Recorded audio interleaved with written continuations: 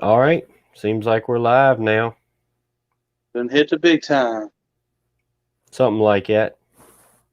Getting close anyway. Yeah. Doing it straight off of YouTube, you can see when viewers come. Yep, there's a viewer count. We got 2 people watching so far. This is different using stream StreamYard right here. So I have to get the feel of that. But anyway, first time having a guest on here.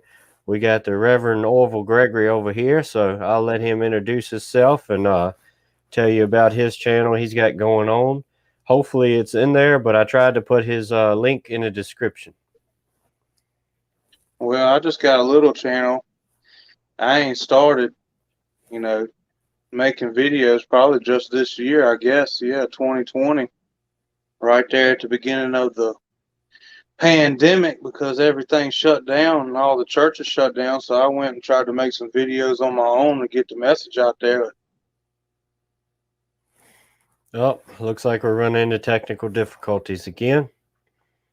But anyway, hopefully he'll be back in a minute. But appreciate everybody watching and everybody that's come over from Prepper Nation that followed after the stream and picked up a lot of subscribers and stuff. And hopefully y'all enjoy it. And we got them back now, so take it off. Booted me off. Won't on there a minute and a half. Yeah. Now I started my page or my channel or whatever right there at the beginning of the pandemic. And I ain't got a whole lot of videos. I think it's about 35 on there, but I'm trying to work on it or whatever. Still learning the platform because I'm not real used to all this technology stuff, even though I am a millennial. But yeah, just old school preaching. I'm a third generation preacher. My grandparents, they was preachers. My daddy's a preacher, and I come up in church and around the Word of God and all that. So, I felt the call from a young age. I ran from it a long time, but here we are trying to spread the good news. Yeah. And unfortunately, I didn't get to meet your grandpa or anything like that, but your granny is one of the best preachers and, you know, true Christians that I've ever known. Yeah, she taught me a lot. She grew up Pentecostal in the old Pentecostal way, so she's got those old school roots down inside. She's taught me a lot, and then even after my granddad died, I moved closer to her, and I really tell you what, she's nurtured me spiritually, and just the stuff that she's given me, nobody else could have. Experienced the stuff that she actually lived that she didn't read about or anything like that through her journey in serving the Lord. And it's really made a difference in her life and mine. She's been an inspiration to me, really molded me into the man I am spiritually today. And I wouldn't take nothing for that. Good raising. Yeah, I haven't been around y'all and her as long, but she's definitely been an influence on me. And we got some people in the chat now. I don't think you can see the chat, can you? The No, I can't see public the. chat. But anyway, we got Cat Lady Prepper 23 Meow in here. If I remember right, I've seen you a lot on Grimm's live streams and things. And Sarah Ann, Hey Six Shooter, found you the other night on Prepper Nation's channel. And I appreciate you coming over here and following me. I really had a good time on there. I like John. We've talked a little bit here and there, and I followed him for a long time. And he's pretty knowledgeable, and he's a really good guy on top of that. Yeah, I like Prepper Nation too. I subscribed. I Mm-hmm. found out through Six Shooter over here and been watching a few videos. I really like the content he's putting out too. Mm-hmm. I like them down to earth people who tell you the truth and don't back off of it. That's what it seems to be. And same Yeah. with the man right here, Six Shooter. he tells it like it is, and I really appreciate people like that, especially young folks. You know, that the young folks like you and the different ones that I've seen on YouTube that are living that style of life and really trying to do it. You know, makes Yeah, me proud to be an American.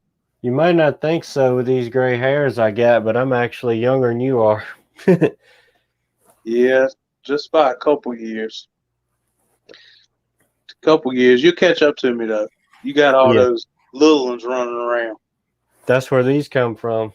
Uh-huh. Yeah.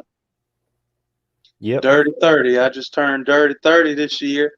I just, I wanted to cry the whole day, just to be honest with you. It's like, oh man, I left my 20s, and getting fat, hit 30 and growing a belly, it's pretty bad.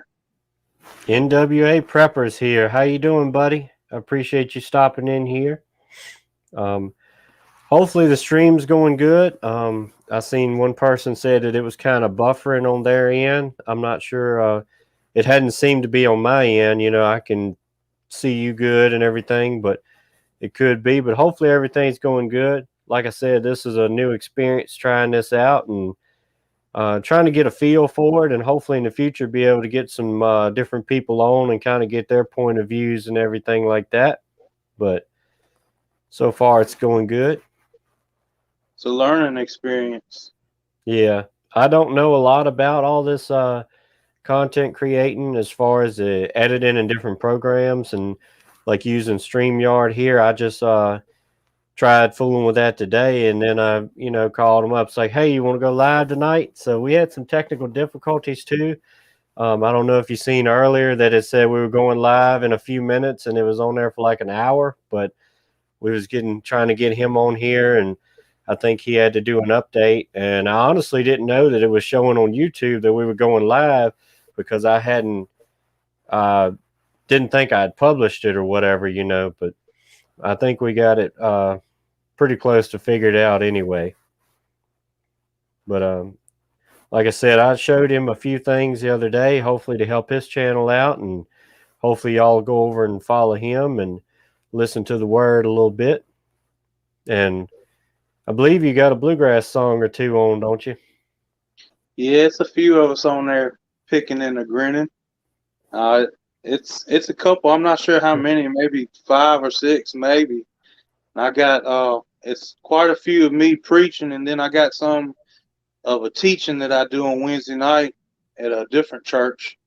And the first teaching I did was on Revelation, and now we're going through the lust of the flesh and stuff like that. But I got my dad on there preaching, and I think I got a couple of my grandma and my mother-in-law's on there too, and she's teaching as well. So And trying to, Mr. Rayford. yep, got Rayford on there, and we all go to the same church. Me and Six Shooter, we hit in the same church. Actually, me and Six Shooter, we went to the same place to play music. He was picking the banjo with his band, and me and my dad, we play a little music, and we kind of crossed paths through that way, and been real good friends ever since. Yeah, it was definitely a divine intervention. Yeah, it And was. Cat Lady says, smash the like button. Yeah, I'd really appreciate that if y'all do that. And I appreciate all y'all on here chatting and stuff. And we, like I said, we just kind of put this together on a spare of the moment, not really a set out talking point. So if y'all have any questions for either one of us, you go ahead and throw them down there. But like you said, we done got real close over the last couple of years and stuff. And, we play music together, and Yeah.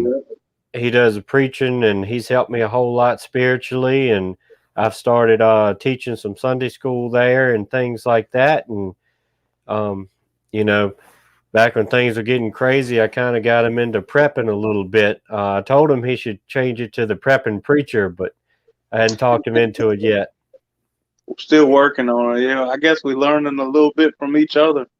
I try to Yeah. teach you what I know, and then he's teaching me what he knows. And, I've always been into prepping as far as, I know you need to have a little food and stuff set back. And then, of course, those freedom seeds. But as far as the other stuff goes, I really didn't want into all that, but ever since I got with Six here, he's been trying to groom me into doing more, and I have. I've done a lot more, and which I'm thankful to have the means to do that stuff, because I know y'all know that prepping ain't, it's expensive, especially if you like the good stuff. You got to look good while you're doing it, of course. At least I try to anyway. And the DJ makes fun of me talking about, uh, got to have everything matching and this and that and all this. And I was like, yeah, whatever. That's how I am. You know how them preachers are anyway. You got to have that flashy stuff. Go and buy some Nike camouflage boots to do the things. That's right. I got them Nike tactical boots. But, my wife did buy those for me, so I had that in my defense, okay? We're trying to get her on board, too. Yeah, she's never really done any kind of prepping at all, and I just started trying to do some canning this year myself. I think I canned maybe 2 cases of garden stuff. I grew my own garden and got me some chickens. Matter of fact, Six over here gave me my first chicken, and then it kind of grew from there. He took my little boy over to the chicken coop one night, and my little boy come running up, and he had a chicken in his hand. Look what Six give me, I was like, oh, all right. Yeah, I see how this gonna go. So now I have 8 chickens and getting some eggs finally. I plan on planting a garden again this year and doing some more canning. So I've been doing the water bath canning. He's been trying to talk me into getting a pressure cooker, but I haven't got one yet. I seem to be behind on stuff till he hounds me about it. To be honest with you, he's given me a lot of my stuff for prepping, and I appreciate that. Yeah, I got a bug out bag. I just figured that I could put the comments up like that, so I figured I'd let you address some of the questions. I'll show them to you. Yeah, I see that one. I got a bug out bag. Actually, he gave it to me. It's a Marine tactical bag, and I'm not sure exactly which brand it is, but it's the tan color one. I was doing all my stuff the multicolor. It comes from the Army surplus, so I'm not sure what brand it is.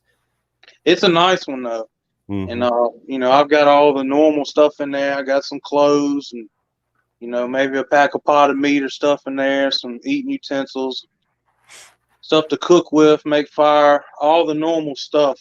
A little bit of medical stuff in there, which I'm not up to date on all my medical stuff. If you got shot or something happened to you, I don't know if I could. I don't know if I could. I try my best. The best thing I do is say a prayer for you and let the man above help me out. But I try to do what I could.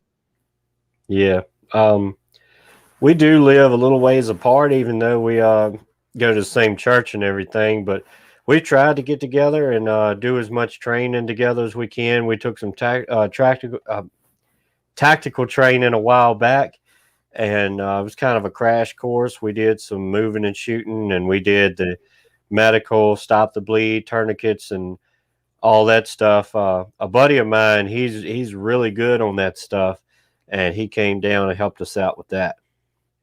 That was really fun too. I mean, it was like real life, especially the guy that was doing the training. I mean, he really got into it with us, and had air horns and was doing a lot of loud noises and just really got you thinking and got your heart beating and under pressure stuff. It was really good. And then to be able to do it with Six over here together, I had never done any kind of tactical training like that. Of course, I'd shot guns and done stuff like that, but never to that extent. And it was good to learn what you don't know, because everybody prepping, especially a lot of new people prepping, are ones who don't really train. They think, well, I'm going to be good and I'm going to be able to do this, but it's a whole different ball game when you get your feet on the ground and you got all that gear on and stuff's happening all around you. It's a whole different feel.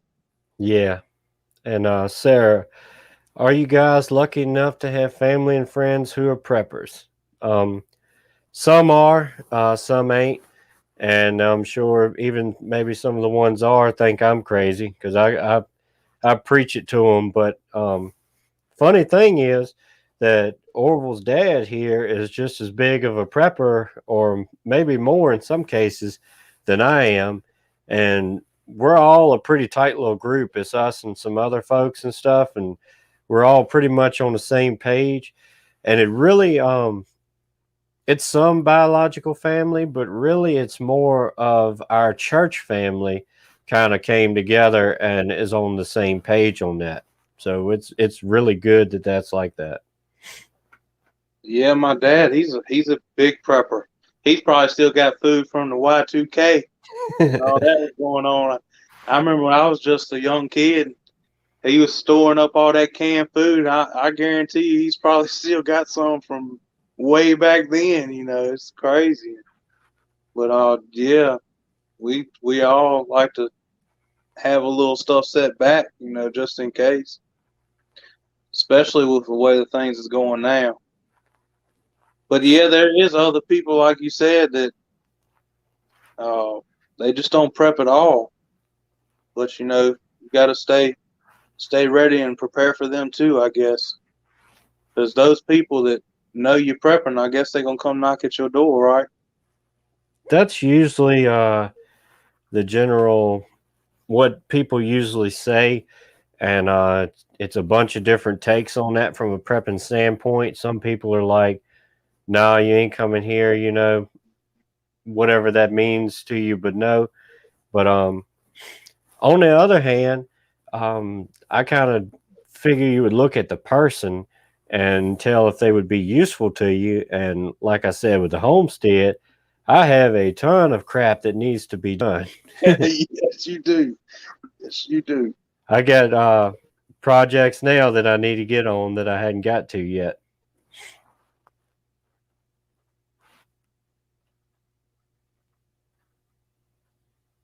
But yeah, I think I'm caught up now. Tactical shooting school. That's pretty cool.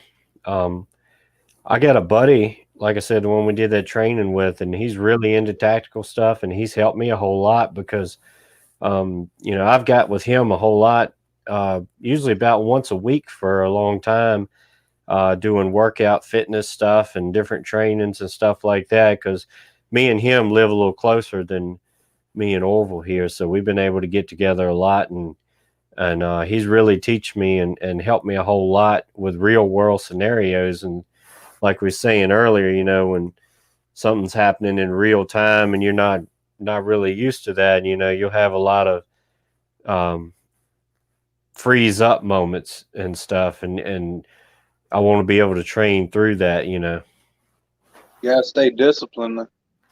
That's my problem. I don't stay disciplined on the training. Even with the dry fire and all that, I could do a whole lot more.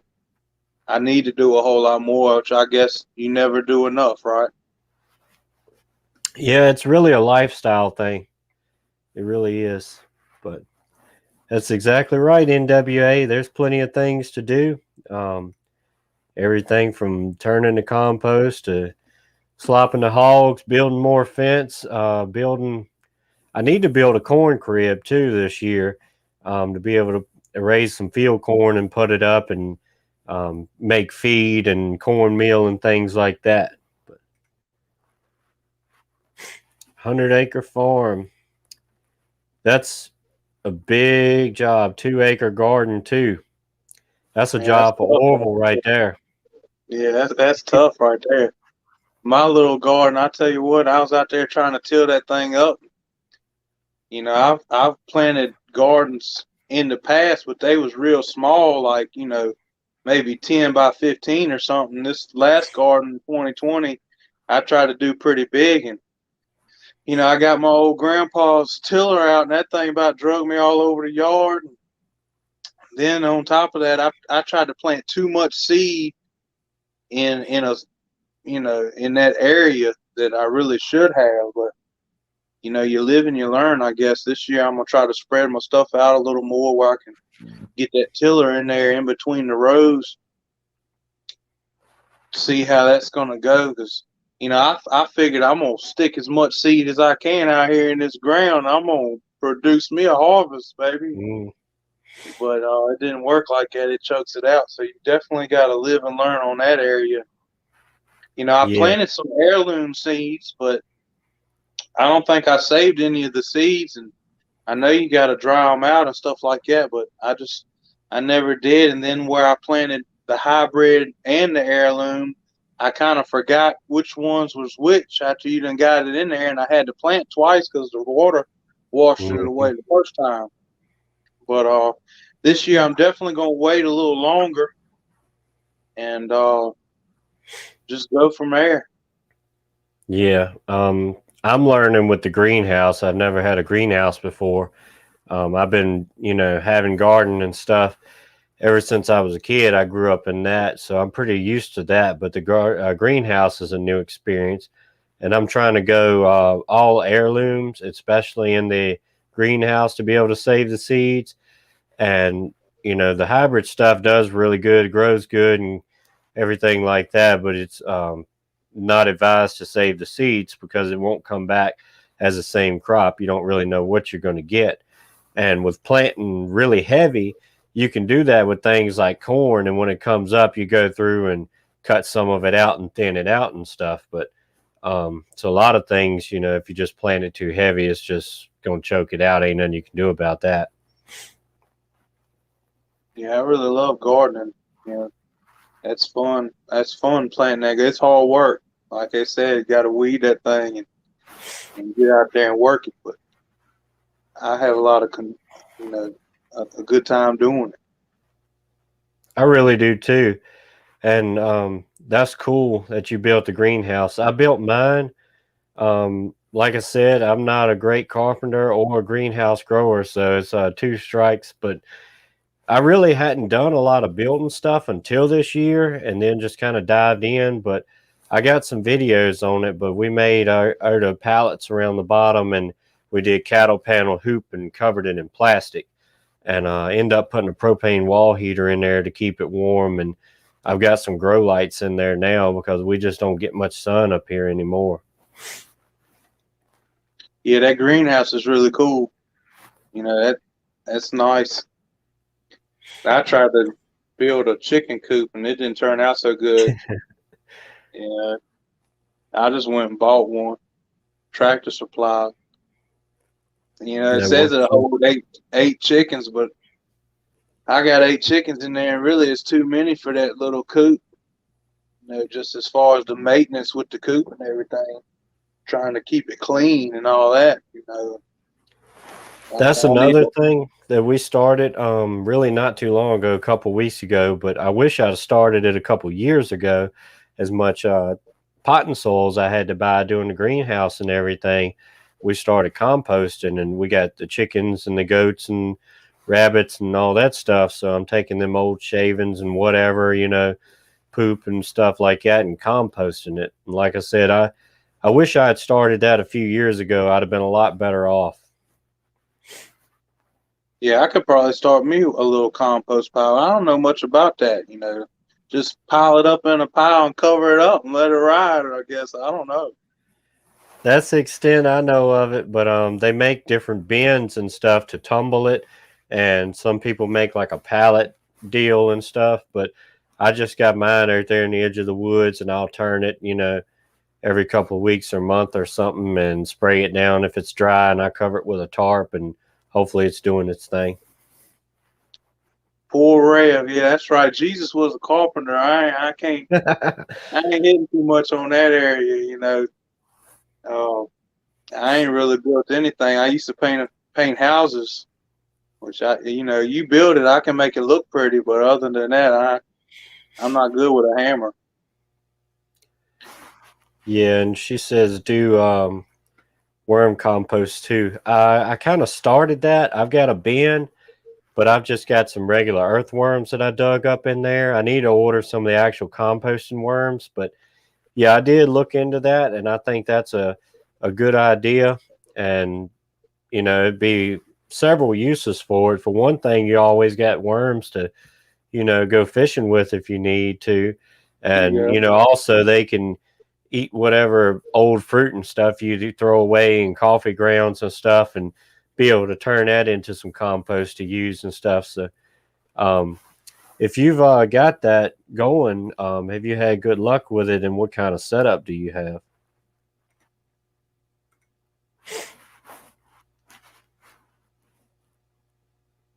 Yep.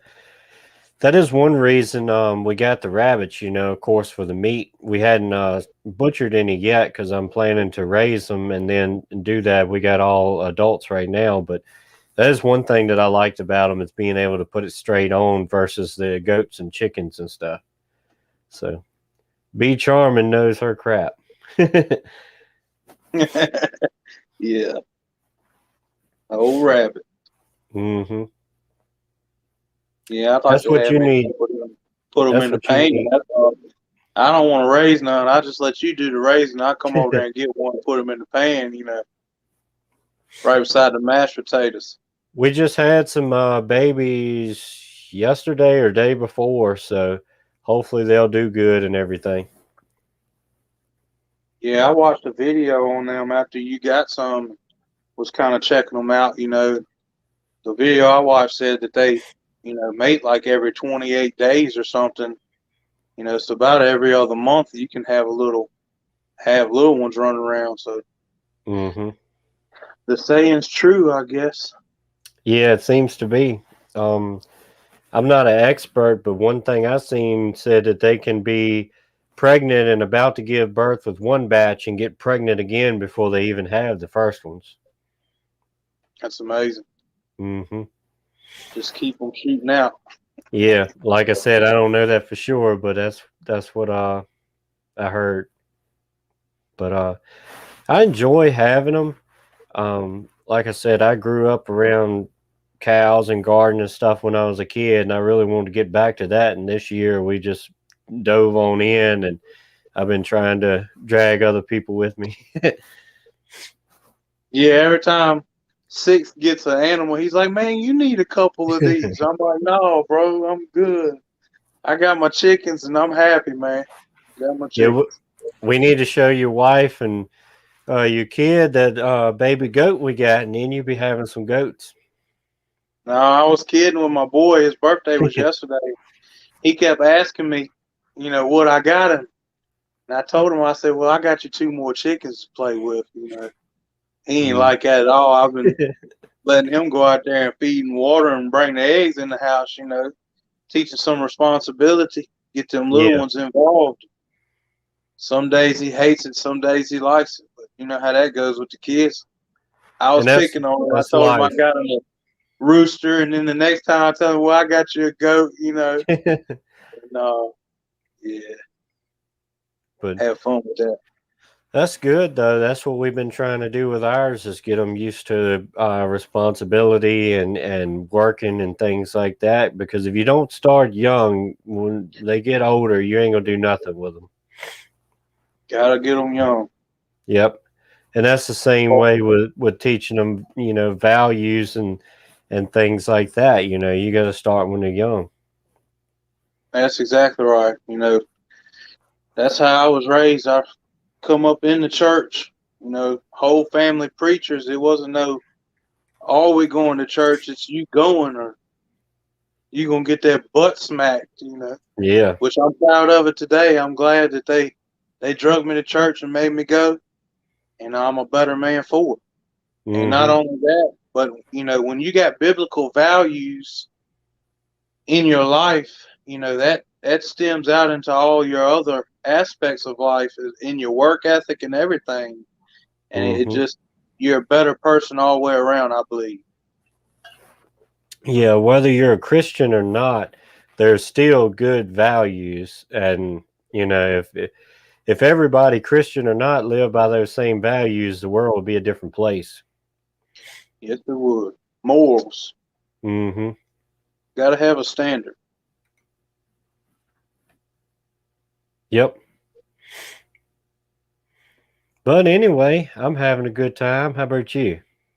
Yeah, it's pretty cool, man. I ain't never done that. I think I went live on Facebook one time, and that was at a church function. That was with you, actually. And Yeah. it wasn't nothing like this. This is pretty neat. I like it. Yeah. Yeah, we was doing some car washing that day, some outreach stuff, and had some snacks or something like that. I think the kids were giving out, but it was a good time too. Yeah, I think we washed 21 cars that day. Hmm. We have some younger ones at our church too, and we've been trying to get them into some outreach and, basically trying to teach them some values and morals too to help them later in life because they're coming into those teenage years, and you know how that is. That's right. Let's see. Yeah, cat lady, I'd appreciate that. Like I said, I'm pretty new to this. If you can tell me exactly how I do that, especially from the stream yard here. Yeah. That's one thing I like about the whole prepper community. They jump in, pretty much everybody online. They all jump in together and try to help one another out. That's a great thing in the community itself.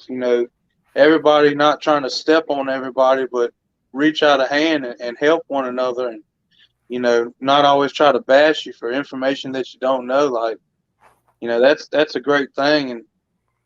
And I know just between our relationship and all the stuff that you taught me through prepping and stuff, and I'm more prepared now because of it. And it's the whole prepper community. It's a good thing when you can do that and not have hard feelings once against each other about it. Yeah. That's another thing I say with John. I forgot how many subscribers he had when I first found him, but he was on up there pretty good. I'd say probably 15,000 or something like that. But I started following him on Patreon and being able to talk to him there and everything. And, he's a real down to earth guy, real good dude to talk to. I mean, he'll tell you anything he knows. He's helped me a whole lot being a small channel like this and having me on Shogun this past Saturday night.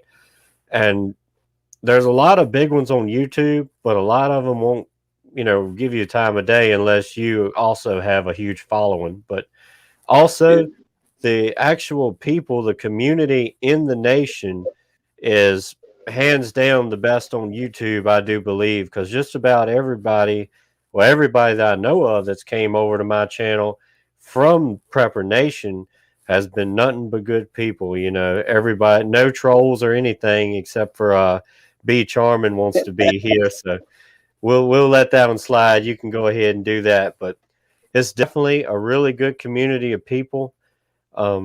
I talked to Grim through Prepper Nation. That's where I first seen him at, and I follow him a bit and on Patreon and stuff. And I was on one of his streams the other day. I hadn't done a lot of live streaming stuff. The first time I jumped on the Asylum, the first time that it was on with Prepper Nation, and after that I talked to Grim, and he had me on his channel. And then I was on Shogun last Saturday night, and I've did 2 streams of my own up until now. This will be my 3rd live stream of my own. So still pretty new at it, but I really enjoy being able to interact. Yeah. It's definitely a lot more personal, and I enjoy it because if I make a video, then I have to during the video, maybe think of what somebody might ask me and try to answer that question in the video and things like that, where this here is a lot more personal and things. So I definitely enjoy it. Yeah, it's a neat thing, man. But yeah, Cat Lady starting the channel too. I don't remember if I'm following you yet or not, but if not, I will look you up and give you a follow there. Like I said, That's one thing I enjoy about the prepper stuff. The actual community is pretty tight, you know. Yeah, that's a good thing. That's definitely a good thing. It's like family. It's more like family. It's like us at church. You know, you go to church, and once you go to church with a certain people all your life, or even a year or so, you start becoming family, and Hmm. you have that care in your heart for those people and want to see them do good. So I think it's a lot. It's the same in the prepper community, and I like Yeah. to see that. Um, I'm gonna try to do more lives. Like I said, I really enjoyed, and I kind of need to figure out maybe some of the other preppers' schedules, so um, I don't go on at the same time and kind of, you know, have be able to have more people on both and everything. But this one here, no, I hadn't seen that. I follow him, but I hadn't seen that. If I don't know if he made that video today or recently or something like that, but we'll have to check into that. That sucks, and I'm sure it's a whole lot of people that's in that boat. And that's another thing I like about John and stuff. That he does gives a lot of charity and spreads the word about a lot of charity. But yeah, I'll have to look into that and see if it's something I can do. Yeah, it's terrible. A lot of people are having a hard time. 2020, man, it's been a rough one on every end. Just it's it's hard on the family. It's hard on businesses and everything. Especially the little guy, which I think they're trying to push a lot of the little guys out. But Yeah. I've we need never to heard of Mad Shad. I'm not sure who that is. find the help.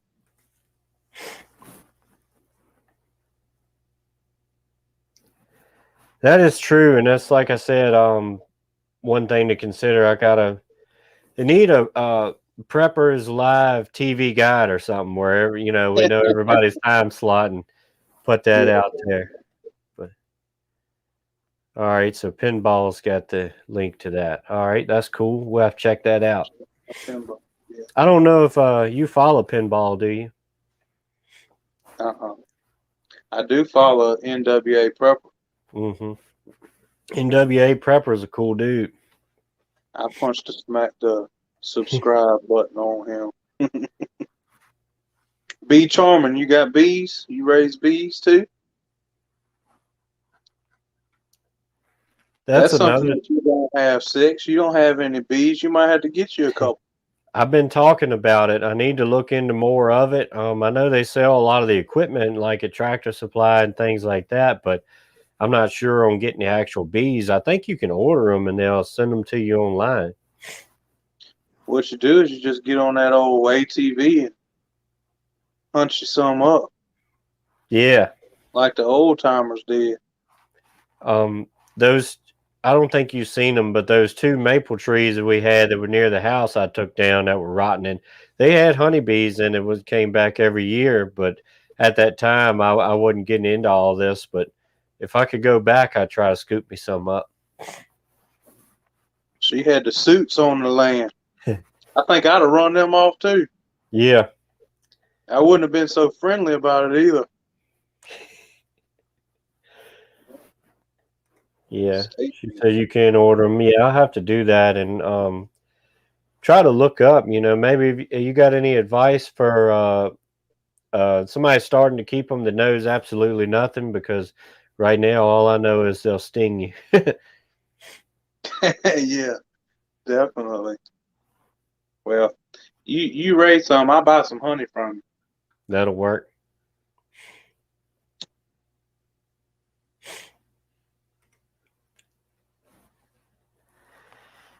That's pretty cool.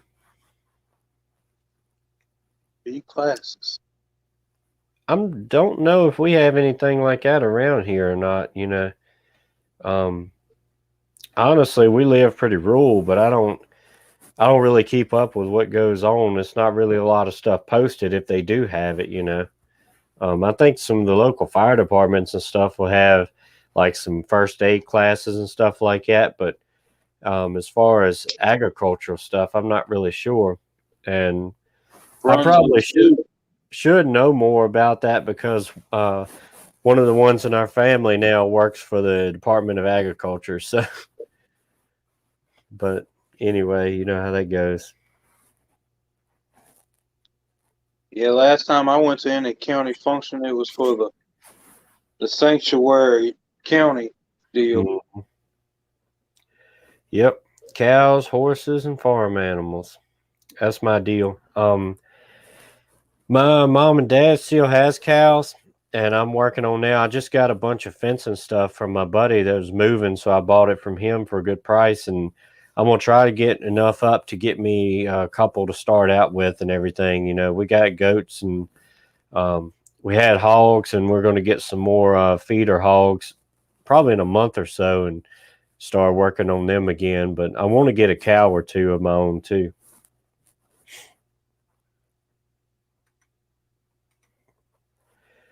If that one's for us, we're in Virginia. We hadn't got smart enough to move, I guess. Oh, Commonwealth. Yeah. I Got tell you sugar what, cane growing.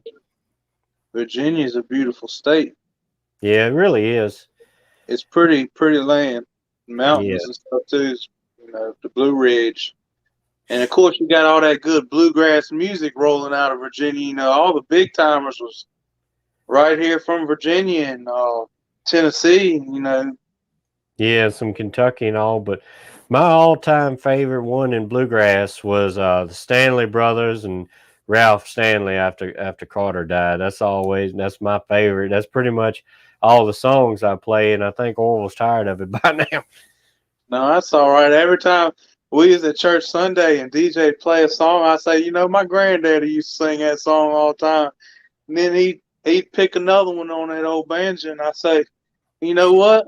My granddaddy used to sing that song all the time. I think I hit him with that 3 or 4 times Sunday, but ain't Yeah, nothing like that old stuff. The old way of living, prepping and all that. We call it prepping nowadays, but them old timers, that was just a way of life. yep. It was just life.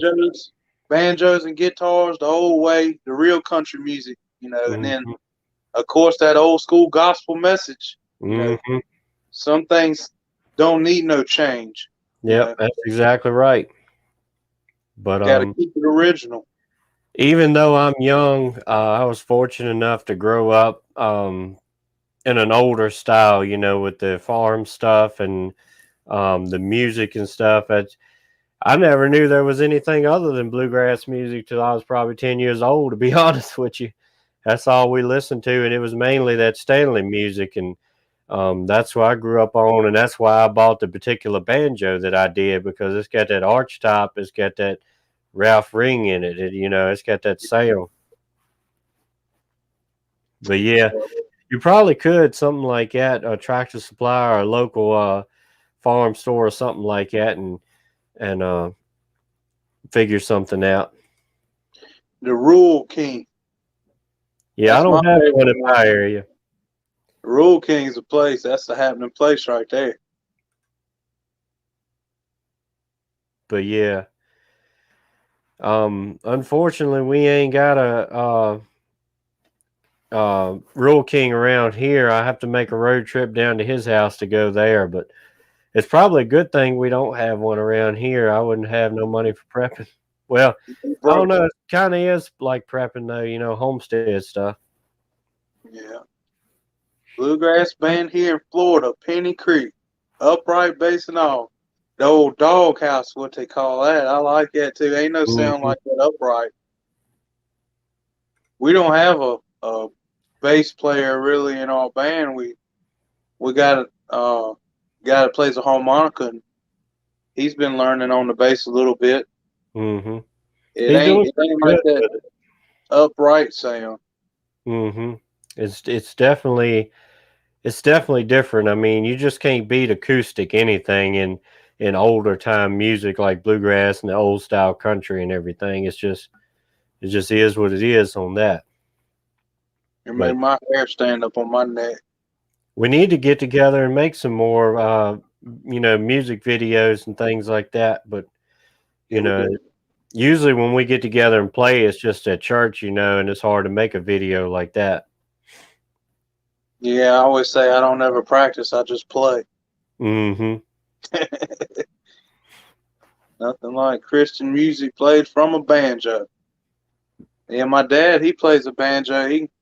He can really pick one really good, but ever since DJ come along here, he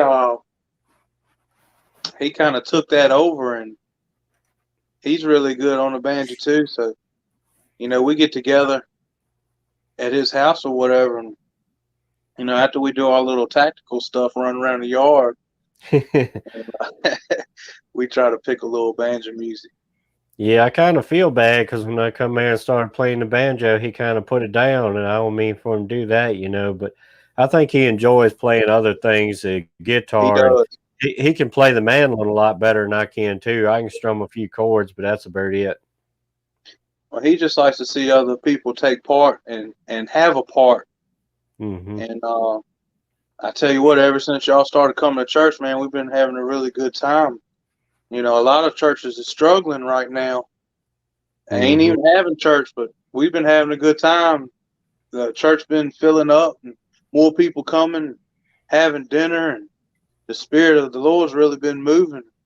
We've It's been def picking up banjos and guitars and wearing our it cowboy boots. So yeah, we're having a good time. it's definitely a more close and fellowship based church. Even over the last few months, we've grown closer than that. But I grew up, going to church when I was a kid and stuff, and it was always, back row Baptist style. It was a Baptist church, and you come and have the service, and then everybody's breaking their neck getting out the door and stuff. But it's different over here. It's a true family. You know what I mean? It's been one of the biggest blessings that we've had is being able to find that church home. Well, y'all are blessing to have. The church it's really a non-denominational church, really, but when I get behind the pulpit, it kind of switches over to Pentecostal, maybe a little bit. Mm-hmm. No, we have a good time. Mm-hmm. That's one of the biggest things that I don't understand, just like everything else with the divide and stuff, is so many Christians get hung up on doctrine and denomination and stuff. Yeah. I mean, if you preaching the true thing out the Bible and you're born again, washed in the blood, I mean, you're good to go. Well, so many preachers and churches as a whole, they're sitting on the sidelines arguing about who's right and who's wrong and all this and that when the people out on the street is lost and needing help, we can't even get together to get out there and help them. As Mhm. far as this church and that church and come together in unity, that ain't the way to be. As long as you can believe that Jesus died for you and the blood is applied to your life, you can be saved and live your life free from sin and not doing all that stuff that everybody else is doing all the time. And we kind of lose focus and with the I'm right, you're wrong deal with. I try to stay away from all that and just preach the truth and not give you my opinion, but give you what the Word of God says. Because really, to be honest with you, my opinion don't matter, and your opinion don't matter, and the next preacher down the road, his opinion don't matter. The only thing that matters is what that Word says. If you can't back it up with the Bible, it ain't worth nothing. But yeah, Monty, we're hanging out and having a good time. Hopefully you are too. But I really enjoyed it so far. We've been 48 minutes in, and it don't seem like it's been 15. Yeah, that's what I was about to say. About 15 minutes. It don't. Yeah, They say time flies when you're having fun, right? that's exactly right. But yeah, before you know it, old Reverend right here be live streaming too, be coming at you saying, "Hey y'all, we got 6 shooter on here as a special guest." Well, I'll have to learn some more stuff for all that. Well, I'm as trying soon to. as as soon as I learn it, I'll learn it to you. So That's right, and I'll definitely listen. I'm not one of those kind where I don't want to learn something from you. I want to learn all I can. I hmm want to push out some more content this year, especially behind that pulpit. I'd like to do, some more stuff like at home type, not just the preaching, but in your everyday life as a Christian, because Yep. a lot of people think that, hey, I go to church on Sunday, I'm good. And, I don't never study or do this or ever have any prayer time. But, I'd like to maybe do some of that in the future, like, some prayer meeting online type stuff where you could, how all these people are on here and giving you questions. They could be sending in prayer requests. And we could be praying for these people and on a Yeah. larger scale. And I just want to further the gospel and his kingdom. It's not about me, it's about everybody else. And that's what I'd like to see for my channel here in the future, which, I'm real small. I think I've got 45 subscribers and maybe 35 videos on there or something like that, Should like I said earlier. should be 46 now. Cat Lady's gonna sub to you. Yeah, that's right. But 46. I'll take it.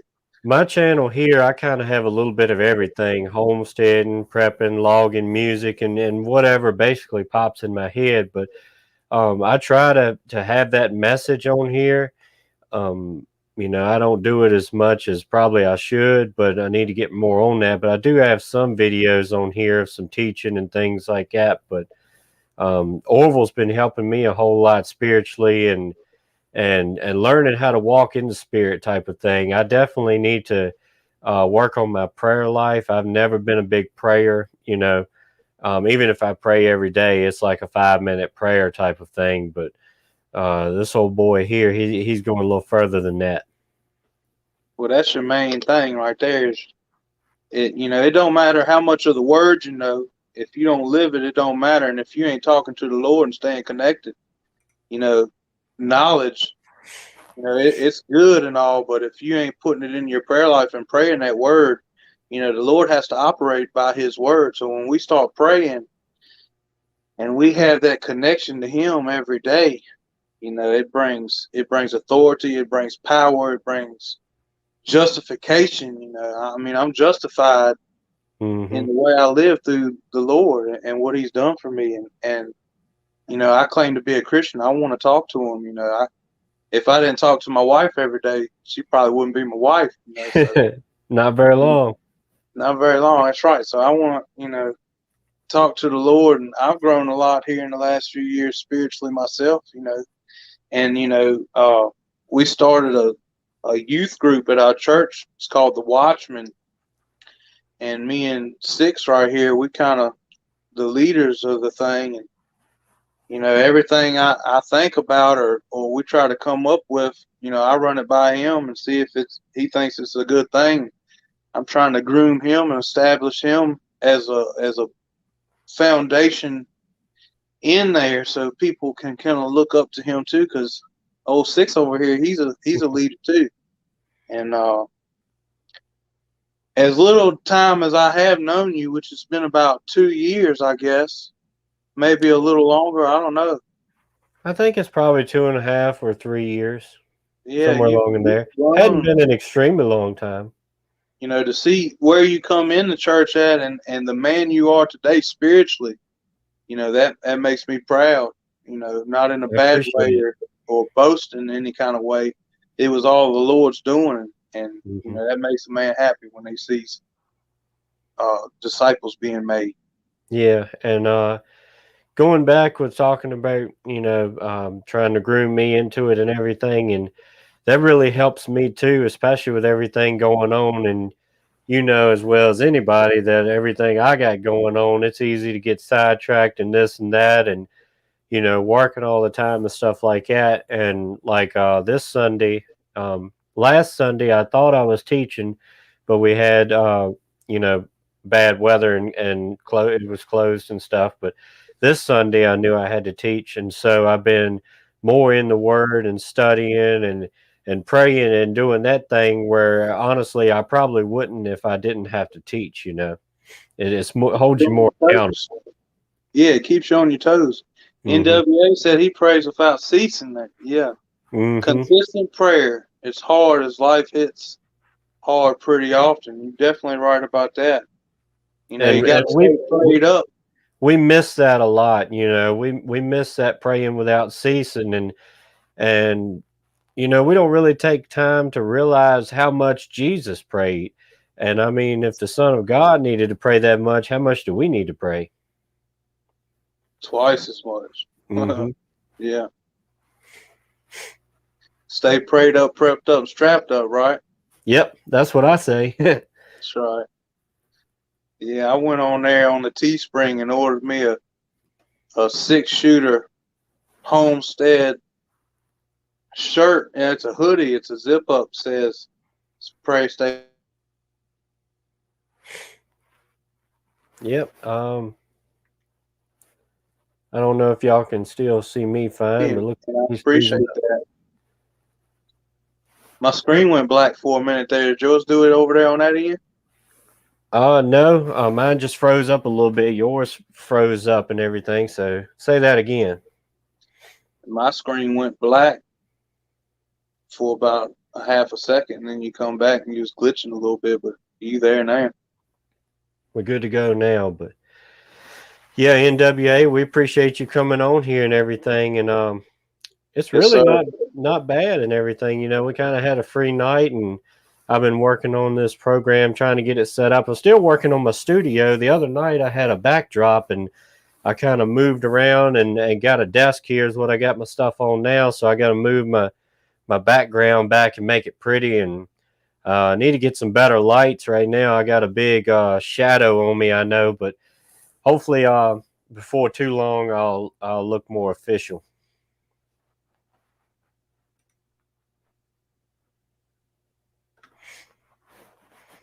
Yep, that's exactly right. Kind of losing some audio. Somebody tried to call me, and I can't hear you as good now. But anyway, I can hear you fine now. But I got a little bit. Hopefully I got it set up right. I'll be honest with you. I'm not gonna try to make anything out and everything. I don't have a lot of stuff on there, and I got a few things. I got the 6-shooter homestead line, which I may end up taking down because it's got a picture of different homestead stuff. And honestly, I hadn't ordered a sample to see how good the print quality is, so I may end up taking that one down and ordering a sample and figuring it out. But I got the ones that say prayed up, prepped up, and strapped up. I got a couple shirts of that, and that came out good. And I got a couple of the ones that says do hard things, and they came out good. So hopefully. And on my other video, I had the wall tapestry here, and that came out pretty good. It's like a light red. I thought it was going to be a little darker with the green letters. It still looks pretty good, but I ordered a black one with the green letters, and I think that's going to pop out better. But anyway. Yeah, you got that merch. You got stickers and shirts and hoodies and all that. So y'all go in there and show them some love. Yeah. Like I said, I hadn't really gotten used to being a real YouTube channel. When I make a video, a lot of times I'll make it and do a little bit of editing and tagging, but I don't put like all the links in the description and things with the Teespring, and I'm on pretty much all the social media, Instagram, MeWe. I just started Reddit and Tumblr and TikTok, but I don't, honestly, making videos, the most of the time that it takes is in the editing type things and adding all that stuff in.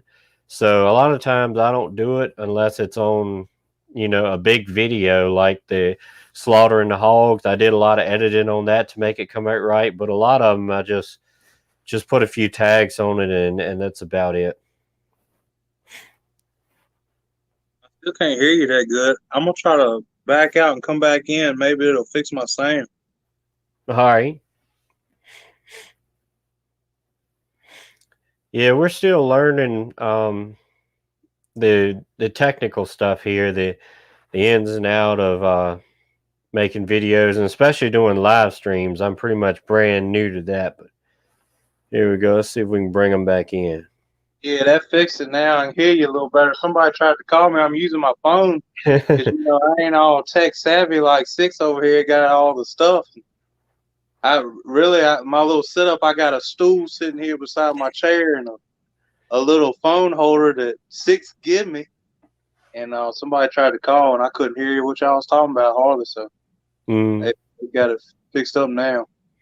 Yeah, appreciate you coming in here, NWA. You have a good night, and we'll definitely catch you soon. Yes, sir. Good night. Have a good one.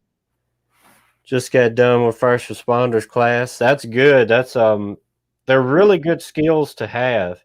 I would like to definitely take some more medical stuff. I really enjoy doing that type of training and things. And, it's good to do the tactical stuff, but honestly, you would probably use first aid skills, a higher chance of using those than you would be tactical stuff. Yeah, I need to get up on my medical really, really bad because, the best thing I'm going to do for you is break out some anointing oil and lather you up good and say the prayer for you and hope the good Lord pat you up. But, I do what I can. That class that we took or the training we took, that really opened my eyes to what I didn't know. And I've got the med kits and stuff, but, I really don't know how to use a whole lot of that stuff. I really need to take some more medical training myself and get prepped up on that area. Mm-hmm. But which I think, if I had to, I could do a little bit, but yeah, just basic common sense stuff, nothing too extravagant. On the Teespring, I have it on some videos, and I think maybe I put it in the. I'm not sure if I put it in about or not, but I'll have a video coming out in a day or two, and I'll definitely put it in there on the description on that and stuff. You got one video on your channel talking about it. That's how I ordered my hoodie or whatever. I got a black hoodie and it's got yellow words on the back that says "Stay prayed up, prepped up, and strapped up," and then it's got the YouTube and the Insta underneath it. Mm-hmm. And that's the one I got. So, and of course, you give me a free sticker. Yeah. I like the stickers. The stickers came out pretty good. Yeah, they're really neat. And on the medical stuff, we got the training and everything. I've been doing a little bit more than you have, but that's one of the things that I've been wanting to do more training of it because I got the concept of it. But if something happened like that, I want to be trained on it enough where as soon as something happens, I go straight to what I need to do and not think about it. Yeah. But that's good. Yeah, that's good, Michael. Firefighter. Yeah. EMT next. That'll be good. The firefighting and the EMT is a lot of good, useful skills to have. Yes, it is. Yeah. It takes guts to run into a burning house. I commend you for that. For real. Yeah, that's tough stuff right there. I got a friend. He's on the firefighters up here. He's actually the chaplain. I think he's been doing it for a little over a year and a half or something. He seems to love it too. And all the firefighters, they seem to love what they do and saving lives. Mm-hmm. I kind of understand where they're coming from, which I'm not out there pulling people from burning buildings, but I'm pulling them from other burning places, if you know what I mean. Yeah. That's another thing that my buddy I was talking about that did this training and stuff. He's really passionate about saving lives and the medical things and stuff like that. So he's actually quitting what he's doing and going to work with a company to be a training instructor. That's what he really enjoys doing. That's awesome, man. When you can save a life, whether it's physical or spiritual, there's no feeling like it. I don't think I've ever saved anybody's life, physically saved their life, but I've led a few people to the Lord in the spirit, and that rebirth or that saving grace goes in, and there's no feeling like it. There's no feeling like that. And there's another thing too with physically saving somebody's life. I mean, at that time when they're dying, they could be lost. They could be, going to hell, and maybe getting, being saved, saving their life will end up being able to get them saved spiritually and, change their whole life. I mean, that even if it's only prolonged for a couple of minutes, maybe they have that time to make it right. And I mean, that makes all the difference in the world. And I'm just glad for good EMTs and firefighters who do all those things. I really support all of our law enforcement. I support, our firefighters, the blue line, the red line, all of it. All our first responders. I commend them for what they do, and they're the true heroes of this nation. Mm-hmm. You can keep all the football players and stuff like that. Oh man, I wouldn't give you 50 cents for them football games. I watched one football game this year, and that was the Super Bowl, which we always watch. I went to my mother's law, and I was there for the food, baby. Fat boy over here, he gonna eat something. So we had a good time doing that. But as far as all that, them football players, they getting paid and all that, man. We got soldiers and firefighters and policemen that risking their lives every day. That's a big deal to me. And another thing, they make millions of dollars every year. A lot of them have a guarantee whether they play or not. They get so much money, but yet they'll get up there and preach to you about inequality and need to help this one or that one in charity and stuff. But I mean, they'll come on and make a TV commercial, but that's about the extent of their charity. Yeah, I don't want to hear nothing they got to say. Mm-hmm. The cat lady, I say you're pretty well rounded. You are RN and got all the prepping going on. That's really cool. On that, I'm not as certified or as knowledgeable or anything like that, but I do typically keep like a trauma kit with 2 or 3 tourniquets and chest seals and things like that in the vehicle, so in case me or whoever else might need it. A couple of weeks ago, maybe a month ago, I was coming down the road and we had our snowstorm here, and I actually met a car that was coming at me and they lost it and flipped, but luckily nobody was really hurt. So, but I stopped and helped as best I could. But yeah, son in the Army, that's a good thing, and that's a lot of responsibility, and we feel for you, and we pray for them, and hope the best for them. It takes a strong individual to be in service like that. Yeah, for the parents too, that's just the not knowing, that's a big deal too. So I understand that.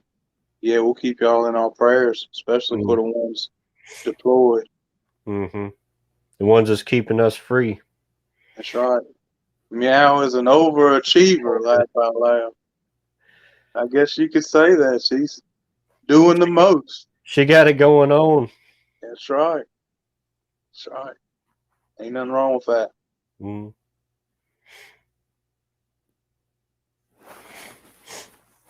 But yeah, you got anything else you want to elaborate on?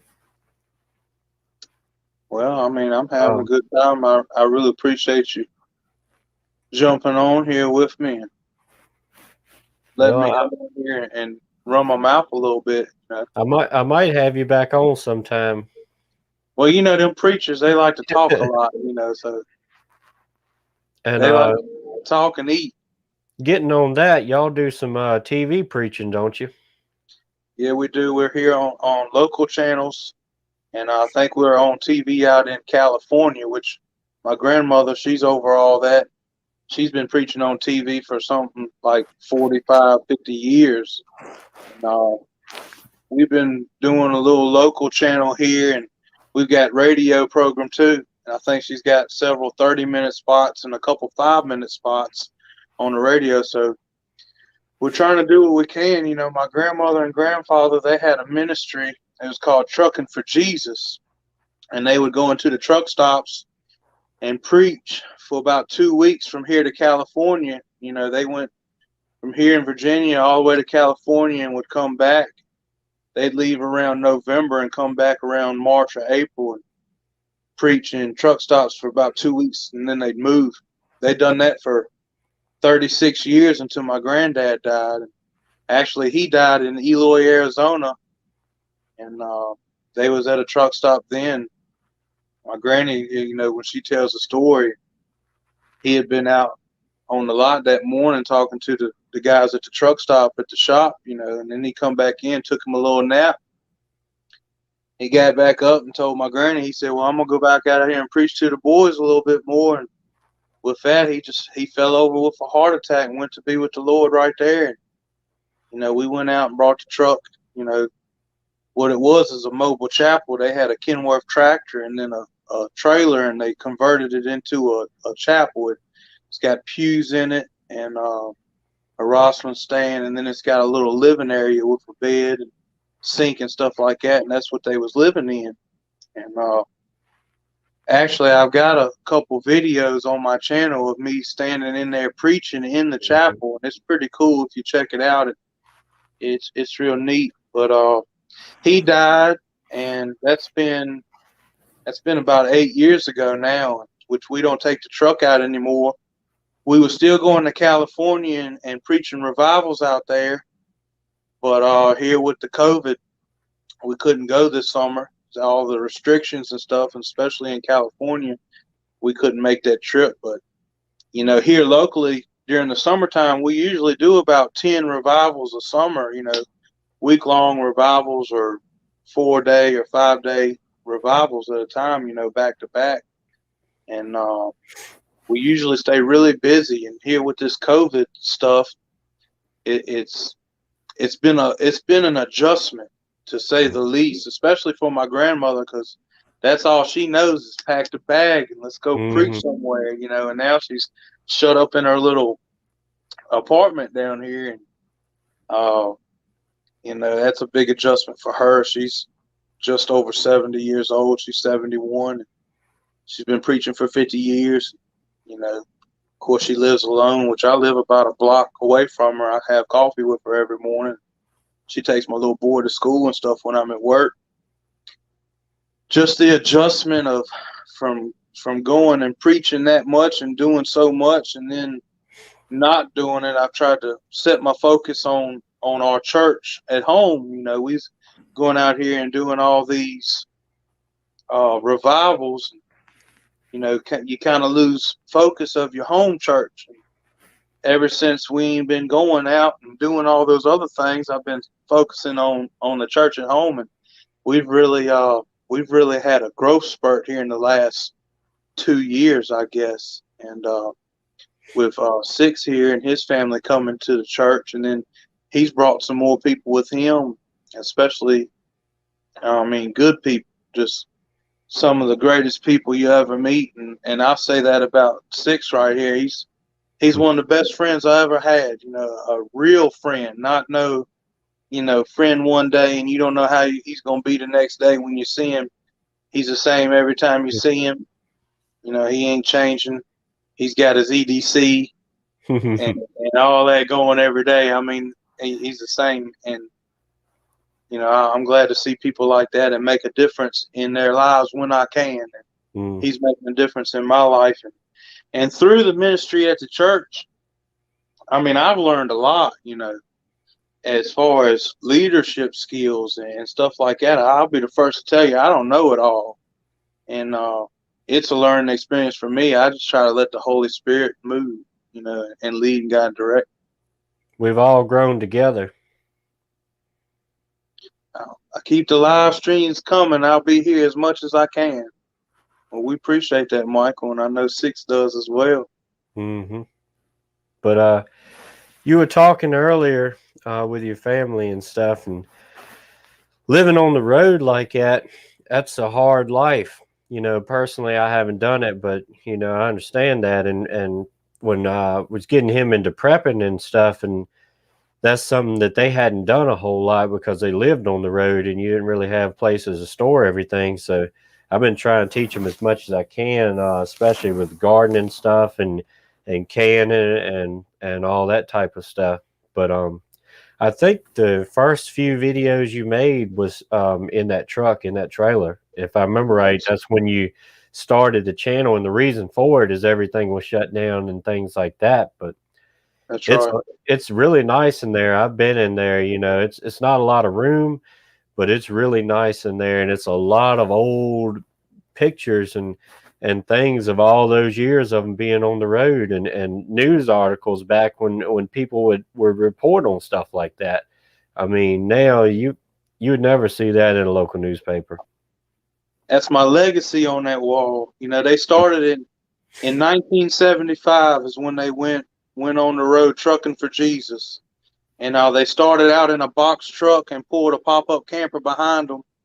And they never passed the offering plate, and they tried to feed the runaways, and they went into the prisons. They preached in the prisons too. And whatever churches would come in and let them come to their church and preach, they did that too. And, they went through several different rigs, but they started out with that box truck and that pop-up camper. And then when we come off the road trucking for Jesus, we had a Kenworth tractor and a stainless steel trailer. And that's not bragging on anything that we done. That was God's money. And Providing. he provided, and some of the stories that my grandma tells you, that she lived out there on the road, man, it's just It'll make your amazing. hair stand up. Yeah, it's amazing, living by faith. And my granddaddy, he was a nuclear welder in Newport News back in the 60s. And he give all that up to go preach the word. And he left everything, his home, for Virginia. I think my grandmother said that the first time they went out on the road, they had $200 in their pocket to go all the way to California and all the way back.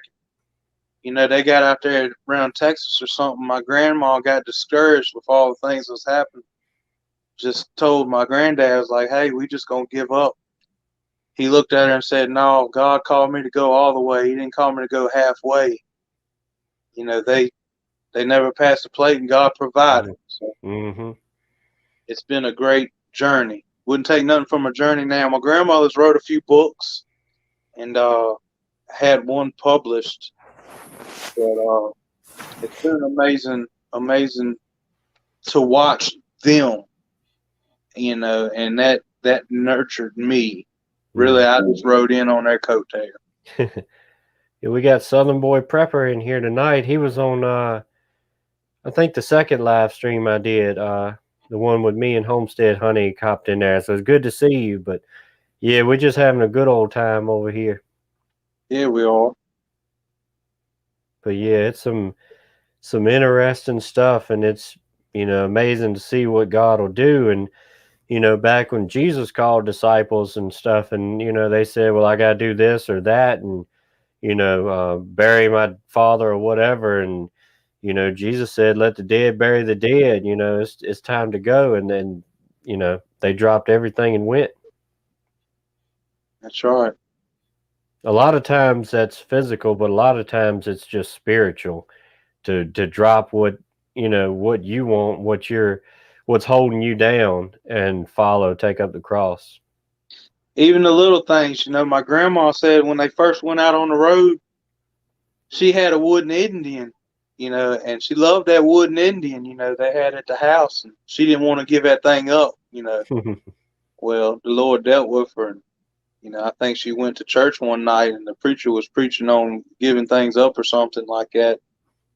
She finally parted ways with it when she went out, and,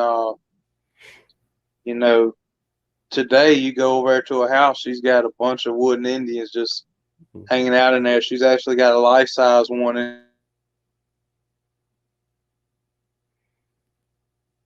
Seems like we're hitting a little bit of buffering again. He said, who we got in there tonight? 6?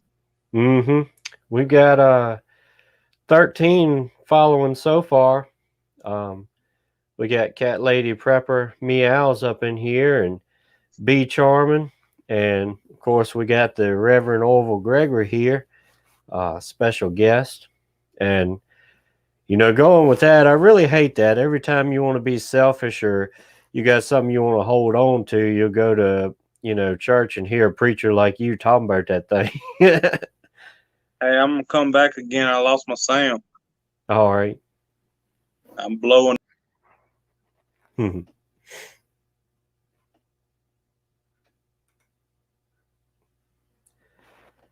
But yeah, I really enjoy doing the live stream here.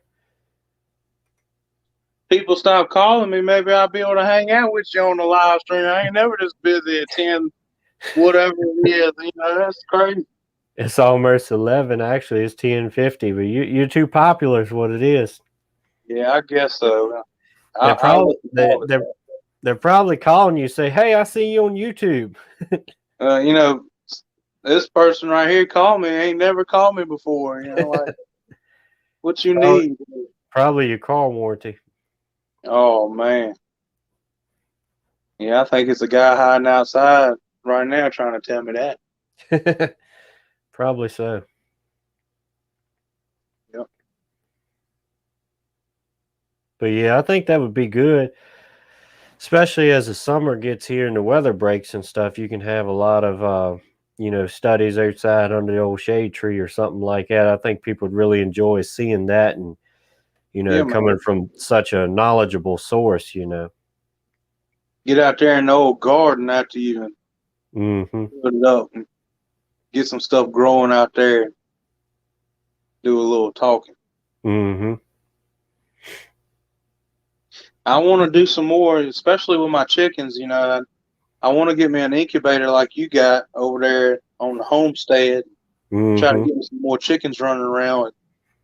I got a place to put them. I want to build them a little bigger area to free range. Really, I got that coop, but I'd like to stick it over there inside that cage and let them run around in the gate a little bit so they can have some breathing room.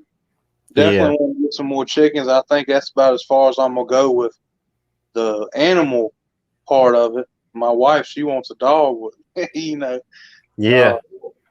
I'm gonna do that, and definitely gonna try the guard thing again this year and see how that goes. Trying to stay prepped up on all my other ends, which I got my my war belt here behind the chair with me, and try to stay ready at all times. We appreciate you coming on here, B Charming. Have a good night, and we'll catch you next time. That's right. Have a good night. What's the song?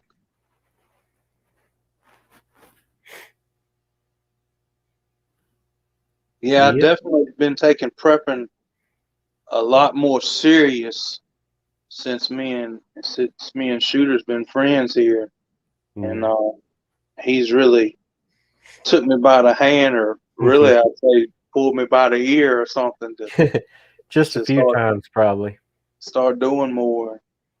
I went and got me some gear and got me some plates and all that kind of deal. So try to stay prepped up as much as possible. I think everybody either decided to be a prepper or move in that direction after this year. I mean, in the beginning, there was a lot that jumped on the bandwagon with going out and hoarding everything, and then a lot, fell off and said, I don't need to do that anymore. But a lot of people have, maybe even small steps, but been taking some kind of steps to be more prepared. And Southern Boy says, how did I get the name Six Shooter?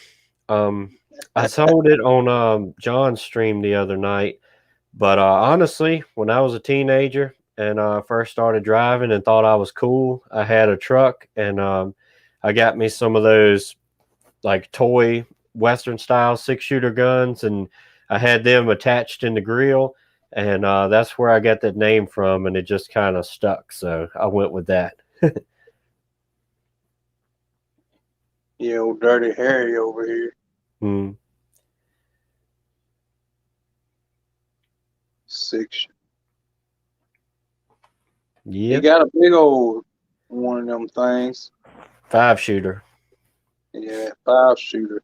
Mm-hmm. Man, I shot that thing one time, felt pretty good about it. Then I shot it the next time and kind of tweaked my wrist a little bit. And I was like, man, I don't want no more of this. And handed it to him. He's over here shooting it one-handed, trying to make me look bad and all. But yeah, CB handle too. Yeah, it actually is. I pretty much go 6-shooter on everything, all the different social medias and things like that, and nickname and CB handle and all that. So it keeps it simple. I'm real simple, so I need it simplified.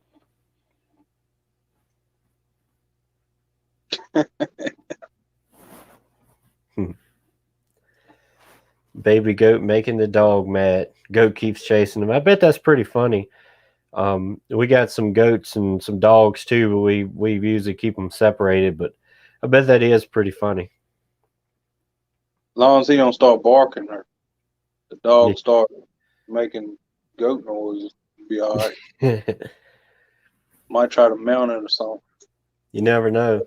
But I really enjoy the goats. I like them a lot better than I thought I would. They get to be everything has a purpose, but they're kind of like a pet, like a dog, more than I expected. More friendly and stuff like that, especially the ones that are bottle babies and stuff. Old Southern boy got his channel named by CB handle, so that's pretty cool too. I've been trying to talk Orville here into getting a CB, but I ain't got him on that bandwagon yet either. Yeah, I know. That's probably about the only thing that I don't have as far as the prepping goes. Is I don't have the comms up. I don't have any CB or any kind of. I don't even have a walkie-talkie radio, which I guess you're gonna shame me for that, but I really don't. And I've been looking into it. My granddad and all them drove trucks, so I'm sure they got a CB laying around somewhere. I just need to lay my hands on it till I can get me a new one. But yeah, it's definitely something I want to get into. Mm-hmm. I used to have a lot of CBs. I drove a truck and hunting around here, we hunted with dogs and things in a group, so we had CBs and stuff. But last 5 or 6 years, I kind of got out of it, and I got back into it now recently and everything, and getting my system set up and everything. I need to do some videos on that, but I got a base station that was my dad's. He used to be big into radios and talking all over the country and stuff, and I got one in every vehicle now. So in case the phone lines went down when I'm at work or wherever, as long as it's not a EMP where everything is down, I'll be able to communicate home and things. Yeah, I definitely, Southern boy, I need to get on the game here and get me a CB. Six has been on my back about it. I'm gonna give in. I've been looking around at different ones, with the Cobra and the President ones and all of that. And I'm definitely gonna grab one here soon. It's just a matter of time. Honestly, I like the Presidents, man. Them things is slick. It's nice. The ones I got, the smaller one puts out about 40, 45 watts, and the bigger one's 50 watt, which you can turn to 75 if you want, but it's harder on the radio. But Yeah. I like the digital parts, where you can set your SWR by the screen without having to have another meter. And every time you key up, you can check your SWR, it'll show it. And you can also use a scan feature. So if you're going up a road, you can just hit that scan and let it run through all the channels until you see somebody talking and everything. And the one I got in my pickup and the base station's got upper and lower sideband too, which makes a big difference. Yeah. See, I don't know nothing about those CBs or anything like that. I definitely gonna have to have a. It better come with a manual to tell me what to do. Give a Yeah. friend. I have to So give you some lessons, which I'm not an expert on that. I got a buddy of mine that coincidentally goes to the same church as well, but he's big into radios. Ever since he was a teenager, he was into them, all the ham stuff, CB, working on them, building stuff. The antenna I got, he actually built. It's not a factory antenna, so that's pretty cool. But Hidden City Prepper, it's cool to see you on here. New sub and long time prepper. That's good. If you got a channel, I'll sub back to you and check you out and all that. Like we were talking about earlier, building the community and building it up. So that's a good thing to do. Definitely. Definitely.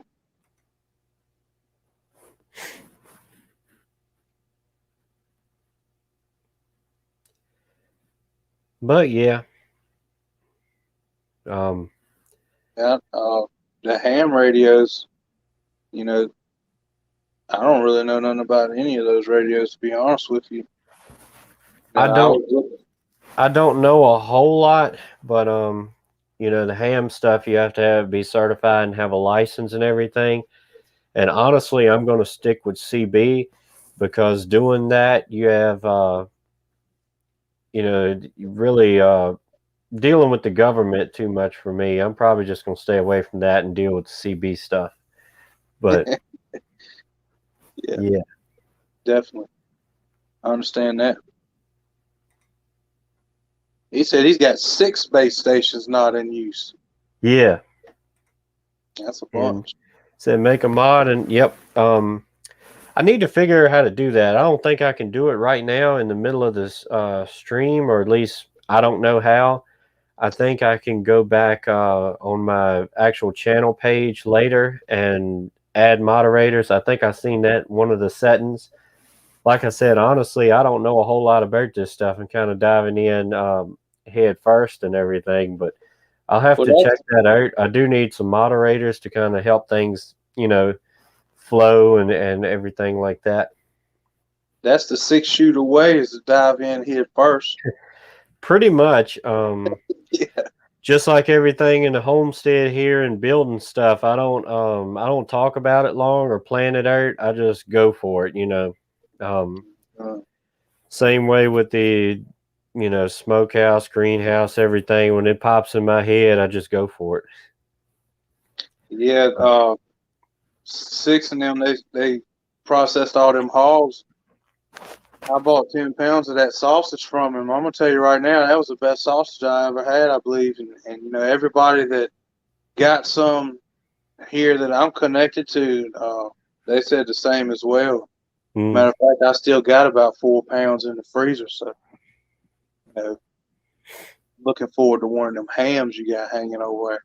Yeah, but no, cat lady, I ain't gonna forget you. Like I said, once I figure out how to do this, I'm gonna add y'all and get you to help me out if you don't mind and everything. I really, like I said, I you know, I've been a small channel for a long time. I've been making videos probably a year or something like that, maybe a little over, and it's kind of been growing at a slow pace. And like I said, you know, it's not a lot of people that comment on my videos or community or anything like that. So it's really cool to me in these last few weeks and getting into the streams and communicating back and forth, you know, how much the community on my end has grown being as small of a channel as I am. So that's really cool. But I like the small channel feel, man. It's down to earth, and you know, even certain ones that do have a big following, you know, like Prepper Nation and stuff like that, they're down to earth people. That's what I like to see, you know. Yeah, and the bigger ones, you know, like him, when you get into chats, I mean, there's just so many people watching and commenting. I mean, I'm sure they probably don't see a quarter of the chats that come on just because it's just boom, boom, boom. Even here, I have to scroll up and down some and all, but a lot of times they'll do kind of more of a private stream on like Patreon and stuff where you got a smaller audience and kind of connect more. But yeah, like I said, when they got, you know, 1,000 people watching, you know, I can't even imagine that at this point. Yeah, that's tough. I know when you was on the Nation the other night, I hopped on and was watching for a little bit. And I think at one point when I was on there, it was like 400 people on there or something. And I was thinking to myself, I was like, wow, man, that's a lot of people just watching. And this ain't even the big shebang of it, really. Yeah.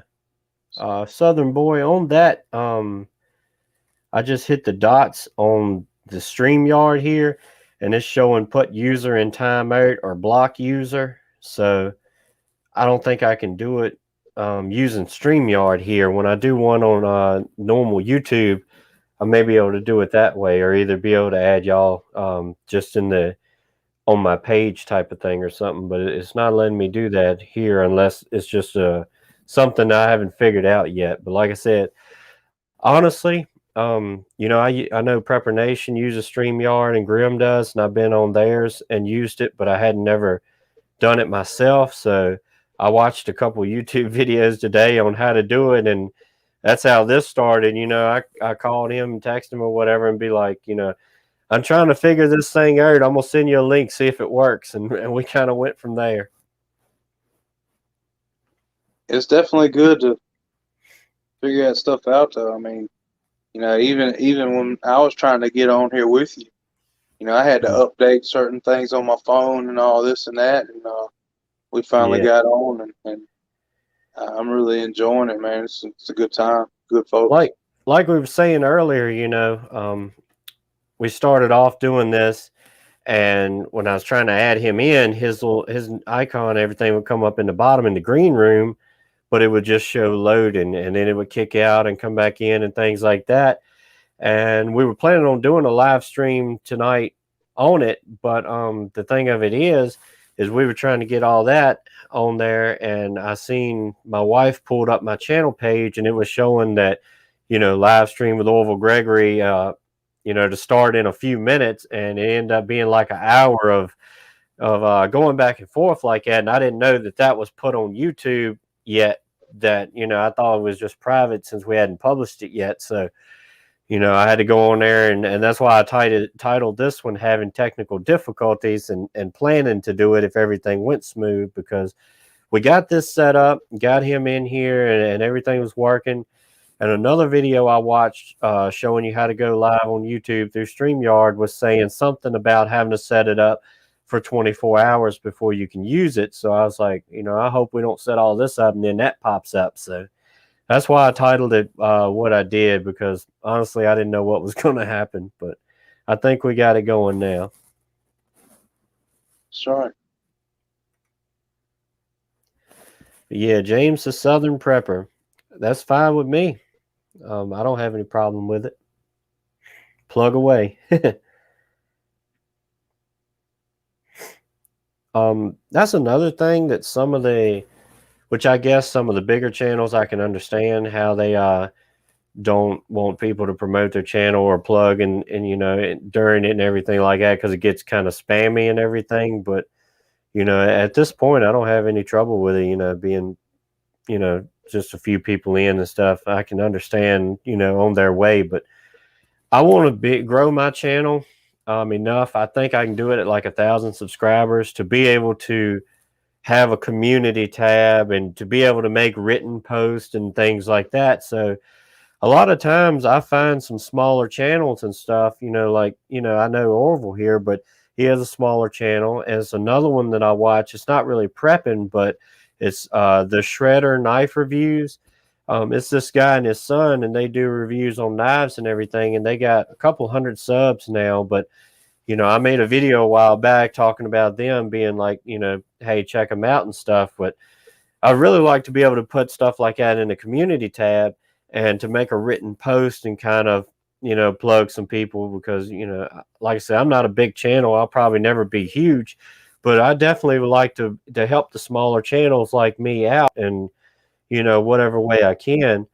And I did find the other night how to add like featured channels to my channel. So if you go to my main page now and go to featured or whatever, I got Prepper Nation, which he's got a bigger following than I do, but a lot of the ones I watch there and some of the smaller channels, and like Orville here, I've got their channel posted over there, and I've got the Shredder Knife Reviews over there too.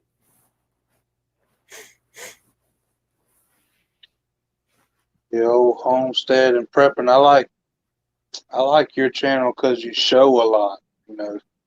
A lot of prepping channels, which I'm not knocking it. They sit down and talk to you and tell you stuff, and most of the time it's stuff that you need to hear. But on your channel, you're always doing something, you know, and that makes a big difference as far as keeping my attention.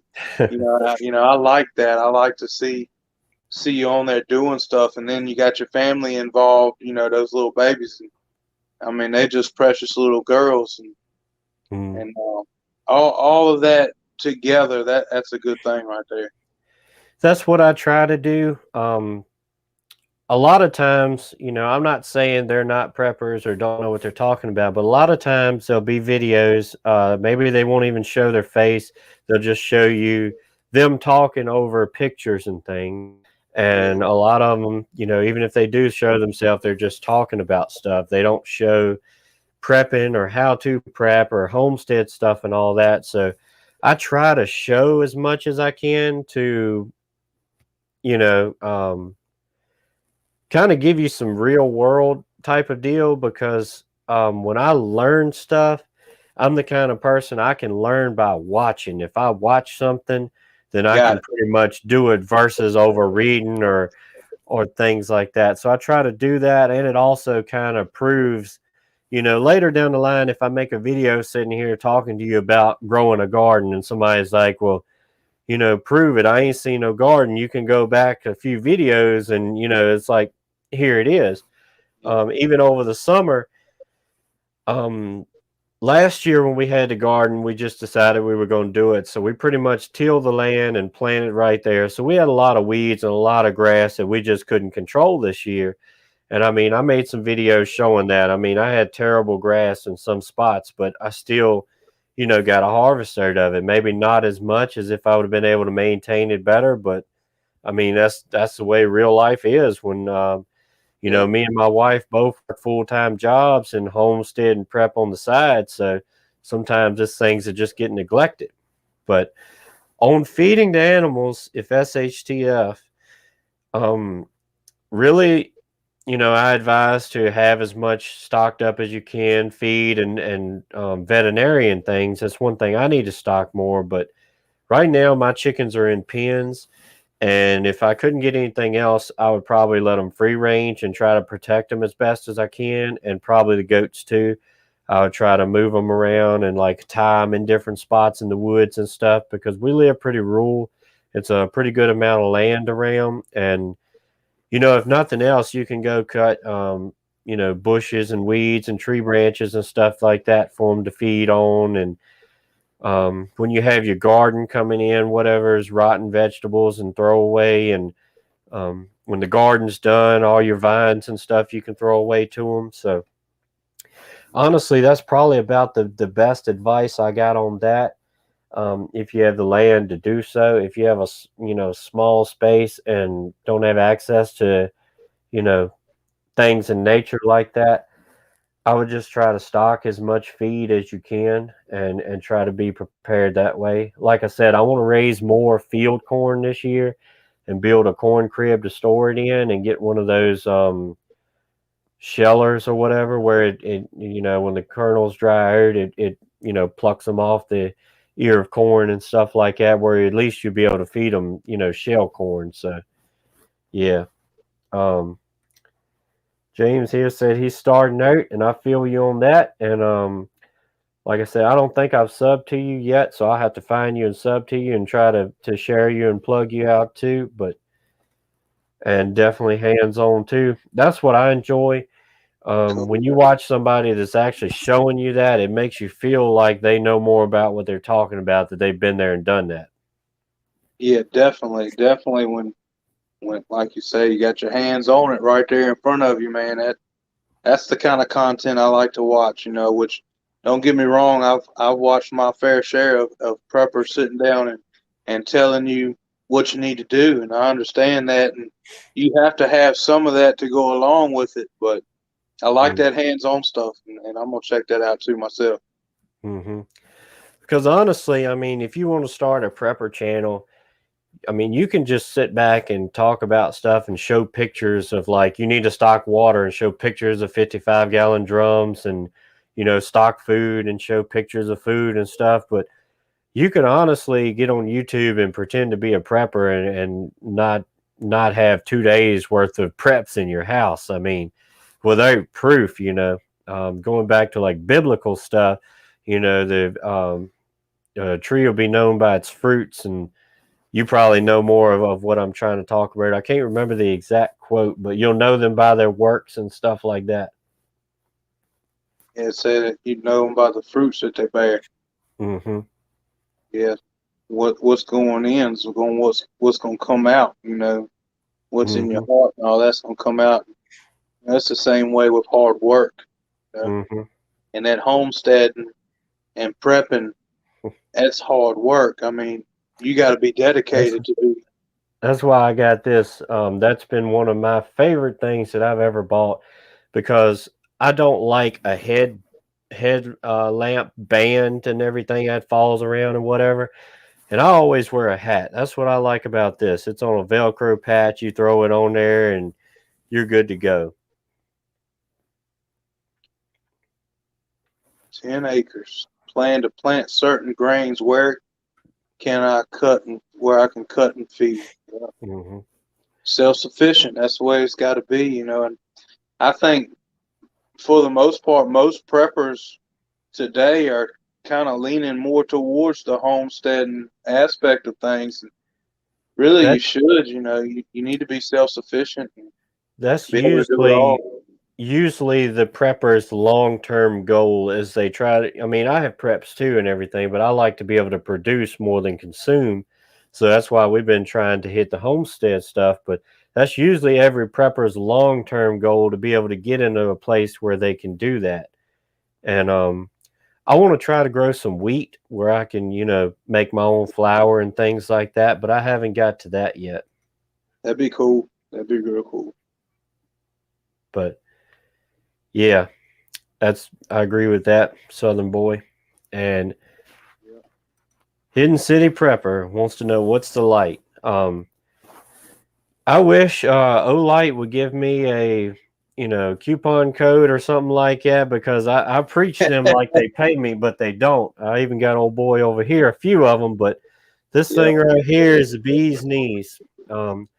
This is the Olight Per Run Mini. I don't know if it'll focus on that or not, but anyway, it's rechargeable. It's a good light. It's got several different brightness modes and stuff, and it fits on that band. And you can get a band too where you can Velcro this on if you want, but I use this thing around the homestead feeding animals.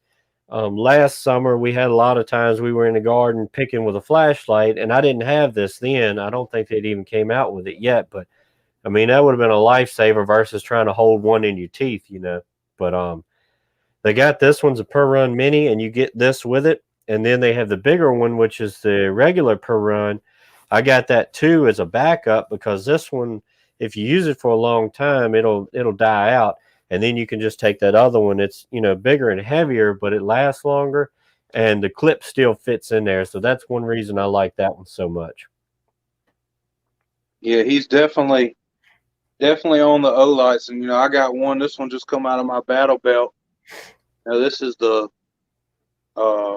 Warrior X Pro. And I'm going to tell you right now, I've had a lot of lights, and shining them and stuff for different reasons, which we ain't going to talk about. But, when you shine this thing out there at nighttime, I mean, it's like cutting on the city lights. I mean, it's bright, and it lasts, and it's rechargeable. And, I'm definitely a believer in the Olight. Like he said, I ain't had a bad one, which he gave me a small one. It was the Baton Mini, I think it was. And then I ordered this one myself, and then a couple more, and they send you some free ones. But so far, this one's been a good one. And I really like it. It's on my battle belt. A lot of times, what I do, I order straight from Olight. It's like olightstore.com. I don't have a link to it, but that's just what it is. And you can catch, if you get on their email list, they have different flash sales at different times of the year. They have Black Friday and Christmas and things like that. And they have different size bundles. Some of them are, $200 or $300, but you get a lot of stuff, in that. And, they'll have different sales going on, and a lot of times they have a lot of free gifts and stuff like that. But a lot of people hate on the Olight for being, you know, Chinese made or being cheap or whatever, but so far, all the ones I've had, I have not had a bad one. The only complaint I have, which if you maintain it right, it's not a complaint either, but the Olight Warrior Mini, that is a really, I mean, it's a torch of a light. It's about that big, but it's like 1,800 or 2,000 lumens on turbo, and it has a tail switch. But if you use the lockout mode where you have to, you know, hold the button to turn it on and then go through your features, it's okay. But if you just throw it in your pocket, a lot of times something will hit that tail switch and it'll come on, and it won't be but a minute. And I did it one time. I had it in my pocket and ended up, I got smelling something. I said, "What's that burning?" Then I felt it and pulled it out, and I had a dollar bill. It was almost burned in two from it. But you can keep that with you as an emergency fire starter if you need to. But if you use that lockout feature, you don't have any trouble with it. But other than that, I haven't had any complaints with any of them. And on the olightstore.com, you create your own account, and a lot of times you'll get free stuff on certain days just for logging in. You know, something small, keychain or whatever, but still. And you accumulate points after everything you order, so eventually you can redeem them, and you get different perks and stuff like that. Where a lot of people are buying them that way and reselling them on Amazon and eBay, so they're getting the perks and reselling it and stuff when you could just order from them and be building your own. And yeah, I think they should too. Honestly, I wear this thing all the time, everywhere I go, church and everything, which I take my church hat off in church, but everybody's like, "What is that?" And a couple times people's like, "Is that a camera?" No, it's just a flashlight. But you know, I like having it there because, you know, I always have a light with me, and I like being able to have a hands-free light, especially doing homestead stuff and everything like that. And I use it a lot of times in the woods, you know, logging, because we have to work on equipment and everything too from time to time. So I use it a lot that way. And they are the base on all of the rechargeable lights of Olights is magnetic. So you can, you know, if you're working on something metal, you can take and stick it on there and, you know, be hands free. You're working on a car or something, you can stick it to your hood or whatever. So it's a lot of benefits, I think. Most fun I had with my Olight was at the beach. We went to the beach and got out there on at nighttime, was walking down the beach, you know. I took my old Olight with me. The 6-shooter over here was preaching to me. And I'm gonna tell you right now, it really lights the place up, man. It's definitely worth the money. Yeah. And Cat Lady, I have a GoPro Hero 8, I think it is. I got a headband for it and different other ways and stuff like that. And I have the media kit that has the microphone on it, and it also, I got the light attachment, and it's rechargeable. It does pretty good, but the battery doesn't last very long on it. But the thing about the GoPro, you definitely need a light with it, because that's a very dark camera for some reason, where a lot of my videos are using the phone, and it picks up low light pretty good, but the GoPro don't. If you have one, you definitely need a light with it.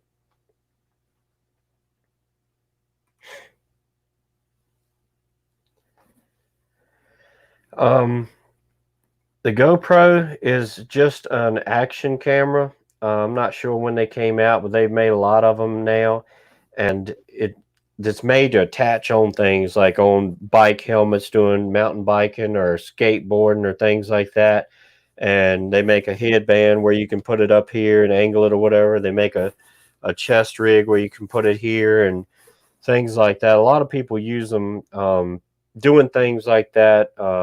You know, motocross, bicycles, or they're usually pretty waterproof, so a lot of people use them surfing and whatever too. Hunting and all kind. I'd like to have one go on my shotgun, bust some turkey heads, you know, have a GoPro on there. I think that'd be pretty cool. Yeah. They make a lot of attachments for them now too. Like I said, I got the media mod on mine, which has a microphone on it that's a better quality than the factory one. and I got a light for it. And they also make a display screen so you can put on there and be able to see yourself if you're, have the camera facing towards you. That's one the downfalls of the GoPro is, normally you can't see, but you can get the app for your phone like I got too. You can use your phone as a screen to, see what you're filming or whatever. But they make an actual screen you can get to go on there too. But they got a lot of cool stuff, and they take really good video. The Hero 8 I got will record in 4K.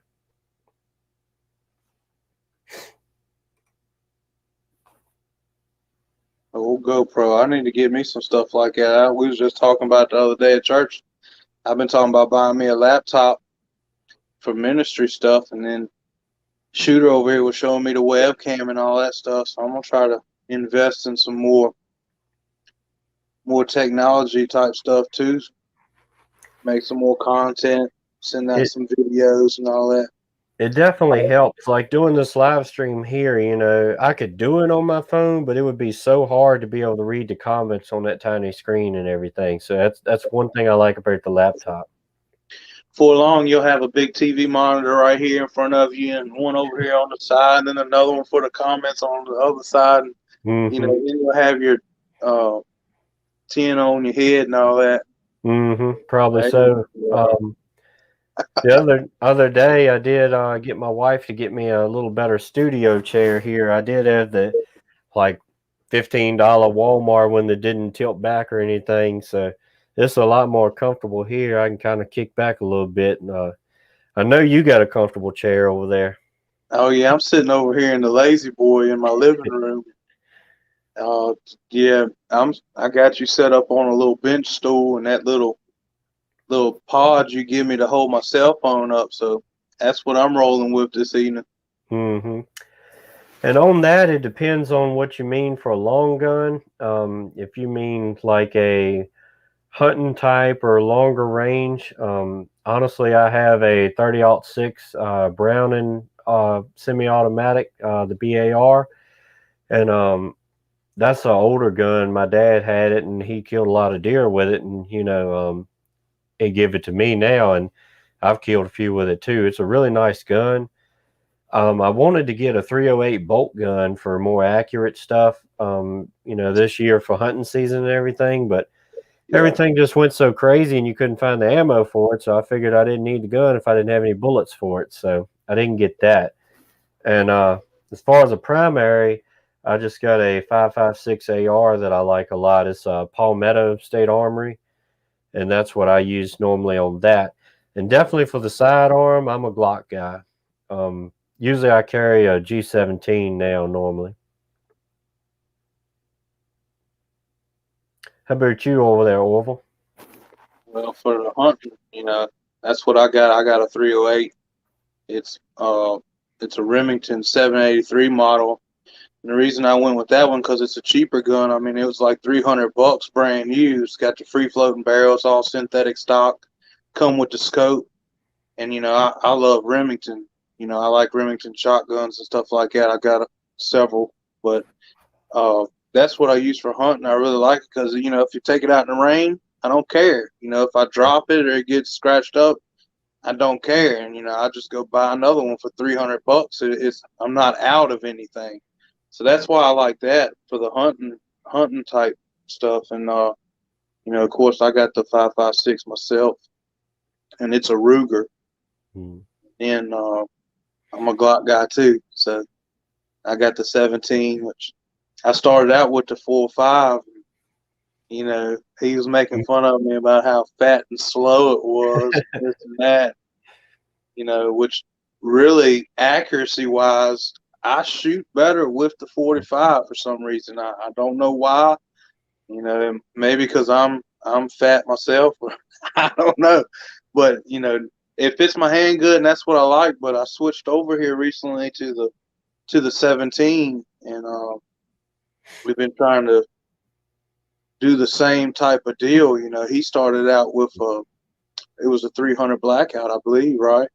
Yeah, on the AR, and then I switched back to 5.56. Yeah, so we're trying to run the same rounds. Mm-hmm. That way, if we get off somewhere or get up, Interchangeability. yeah, we can have some stuff going on. But as far as accuracy wise with the 17, for some reason I don't hit as good, which I will say I haven't been practicing like I should be, Mm-hmm. and I definitely ain't doing the dry fire like I should be. But I have my belt right here in the floor. I'm looking at it. That's what I pretty much do with it most of the time is look at it. But yeah, on a 300 Win Mag, I've never had one of them. I had a buddy of mine that had one, and I think they're a really good round. They have a lot of knockdown power, but I think definitely one of the cons is the recoil. I heard they kick a whole lot, and also I think the round was pretty expensive to get even before the ammo apocalypse. So I can only imagine what it'll cost now, and if you can find one. Yeah, I like the 308. That's my favorite. And when I go deer hunting and stuff, I like to shoot the 165 grains. And I believe that's what it is, 165 grain, which a lot of people stick with the 180, the big old fat bore. But I like the other one. I like that 165. It's in between, and that's a good round, which it actually says whitetail on the box. That's what I've been using from Hornady. And that would be my favorite cartridge for the 308. But the 300 Winchester, man, that's a good one, man. My granddaddy had one. He hunted it for a long time with. Mm-hmm. But yeah, Michael says calling it a night. We appreciate you coming on here. We had a good time chatting with you and look forward to seeing you again. Yeah, we did, man. Have a good night. Mm. Stay prayed up, prepped up, and strapped up. Like I just stole your saying. I need to copyright that. Yeah, you do. You do. You really do. Mm. Maybe one of these days I'll have me a fancy saying like you got. Mm-hmm. It's a must-have in the YouTube world. Yeah, definitely. Definitely is. How many people we got in the chat, Shooter? Oh, we got 10 people watching. So something like that. Earlier we had up to like 17, I think, at one time. Really? Or 15 or 17, something like that. So pretty good, especially being this late, Hey man, I'm happy. I'm happy just run my mouth. You know how them preachers are. They like to Yeah. talk a lot. That might be my deal, running the late night time slot, There you go. Hey, whatever works, right? prepping after dark. That's a good one. That's a good one. It's a 24-hour thing. Mm-hmm. And another thing, you don't know where people are either. Yeah, because this, Be out different in time West or zones. something with the time change, and it could be Mm-hmm. 3 hours earlier out there. Mm-hmm. Just like right here, still early on my end. That's right. See? Yep. Yeah. Alaska, I bet it's cold up there right now. Lord have mercy, man. I always wanted to go to Alaska. That's probably one of the, I've never been there, but seeing on TV and stuff, it's probably one of the prettiest places there is. It's beautiful. That's the true wild too, boy. You get up there in them temperatures. 9:30. Yeah. It's a little past that on our end. We're on 11:30. Yeah, it doesn't seem like it though. It doesn't seem like we've been on here that long. Huh? Yeah, 2 hours. We're doing a telethon. Daggone, we having a good time, man. That's something right there. Mm-hmm. How long has your other live streams been? I think the one we did the other night with Homestead Honey, I think we went right at 2 hours, something on that.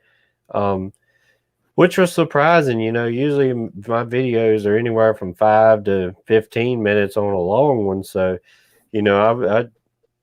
I didn't think I would be able to talk that long, but like I said, doing the live and you got people communicating back and forth and everything, it's real interesting, But Yes, Pepper Rev, you have a channel. I do. It's small, And that's the same name. It's Reverend. It's Rev Orvilles Gregory the Fourth. I tried to put it in the description. I hope it's there. If not, I'll have to go back tomorrow after this thing, is on uploads on YouTube or saves on YouTube or whatever you want to call it, and try to link it in there or something. But I also got it on my page in the featured channels. I've got his channel on there. He's in there with a cowboy hat and a guitar in his hand. You can't miss him. Yeah, that's right. There ain't much prepping going on over there. I'm doing a whole lot of preaching. I guess you could call it soul preparedness. Mm-hmm. That's my main area. I guess, I leave it to 6-shooter over there with all the knowledge on the prepping, in the physical. And then I try to come in with that spiritual preparedness and get our soul ready. Mm. And really, to be honest with you, that's the main part of it all. You gotta have that soul ready, man, when it comes time, whether you prepping in the bunker somewhere and you might not make it, or whatever the situation is. You need to be prayed up at all times and ready to meet your maker, because one day it's gonna happen. Yeah, I mean, that's it. Life in the physical realm is just a short time. Trial period. Mm-hmm. Yeah. But yeah, it looks like you picking up a few followers here. The Rev cleans up. Well, I appreciate that. Building I do the what I flock. can. Building the flock. Yeah. She said they said I clean up real nice.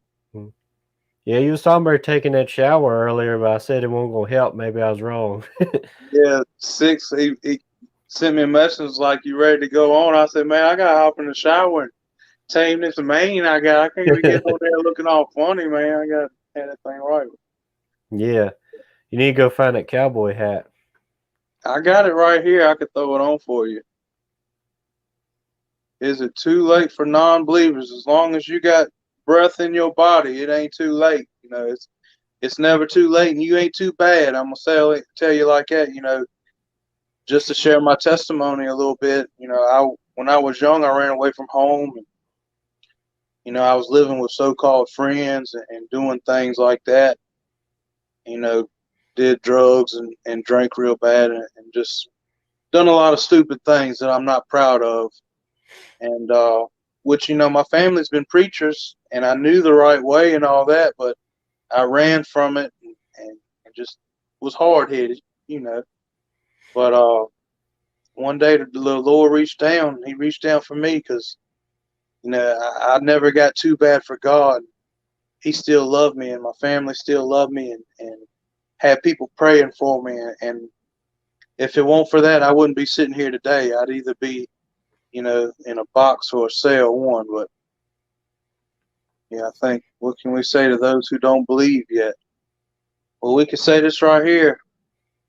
He died for you, and he loves you. That's the main thing. And people get tangled up in everything else. And the main message is that Jesus loves you so much, he went to the cross for you. And if you don't know him, you definitely need to reach out and say a little prayer and try to get to know him. Because, we've tried everything else, right? Mm-hmm. To fix our problems, we've tried to drink, and we've tried, other areas, maybe drugs or relationships and other things. And, they don't work.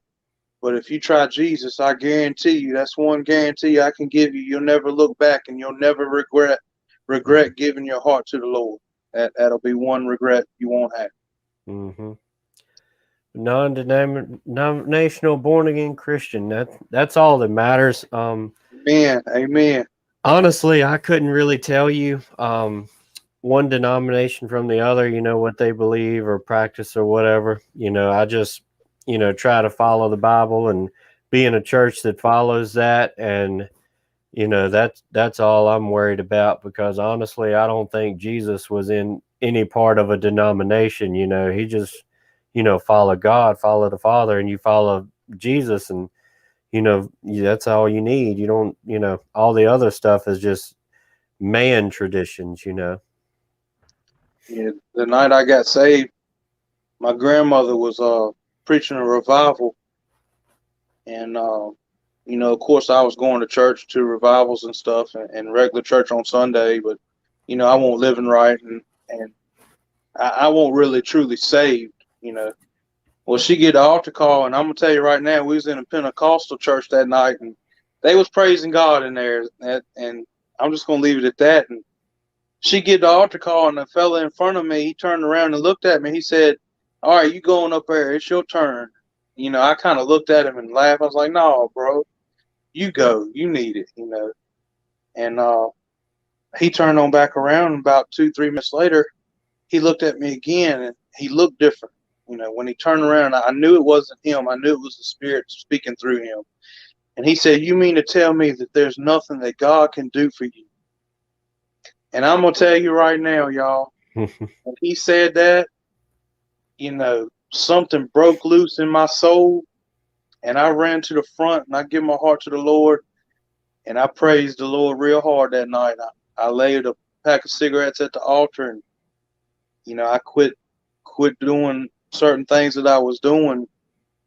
And I haven't been the same since. And I've backslid on the Lord before and done things that weren't right since I got saved. But, the main thing is you got to ask forgiveness of your sin and be washed in the blood. And anytime you commit a sin, it's got to be under the blood. I know a lot of people are preaching that, this grace message that you can do whatever you want to and all this, but that ain't the way. You got to repent of your sins and really, truly be sorry and not be entangled with that stuff all the time. You got to turn away from that and live a different life. Mm-hmm. And, that's what I try to preach, and especially on my channel, the old-fashioned message. I always said that I'm a new preacher with an old-school message, and that's the way it's got to be. Yeah. Hey, Sean, it's good to see you in here. We're having a good night. We're having a blast. We've been sitting here talking all night about prepping and God and spiritual things and stuff like that. So we're having a ball. It's good to see you in here. Difficult to know what to say, not to turn them away. They don't seem ready. I feel like they're out of time. It's never too late. The main thing you can do is live the right life in front of them and love. When I first got saved, I wanted to go out and tell everybody this and that. And, a lot of times it would come off wrong. And I'd tell them, you either turn or you're going to burn and stuff like that. But that's not the way to win people. You got to love them into the kingdom of God. And like you said, more than what you actually say is just be that living example. That's right. I know you've heard it, the old saying that you're the only Bible some people ever read. Yeah. That's exactly right. And, Christians today, you ask somebody, are they a Christian? And everybody, everybody's a Christian. But the question I ask people today is, do you know God? Everybody say that they're a Christian, but do you know Jesus Christ? Do you know the Father? I mean, do you personally know them? Like, do you spend time in prayer at home? Like, this stuff doesn't start at church. It starts in your home. Revival starts in your home and your heart. And your prayer life, your study. You say that all the time, and that's one thing that sticks with me. I always think about that revival starts at home.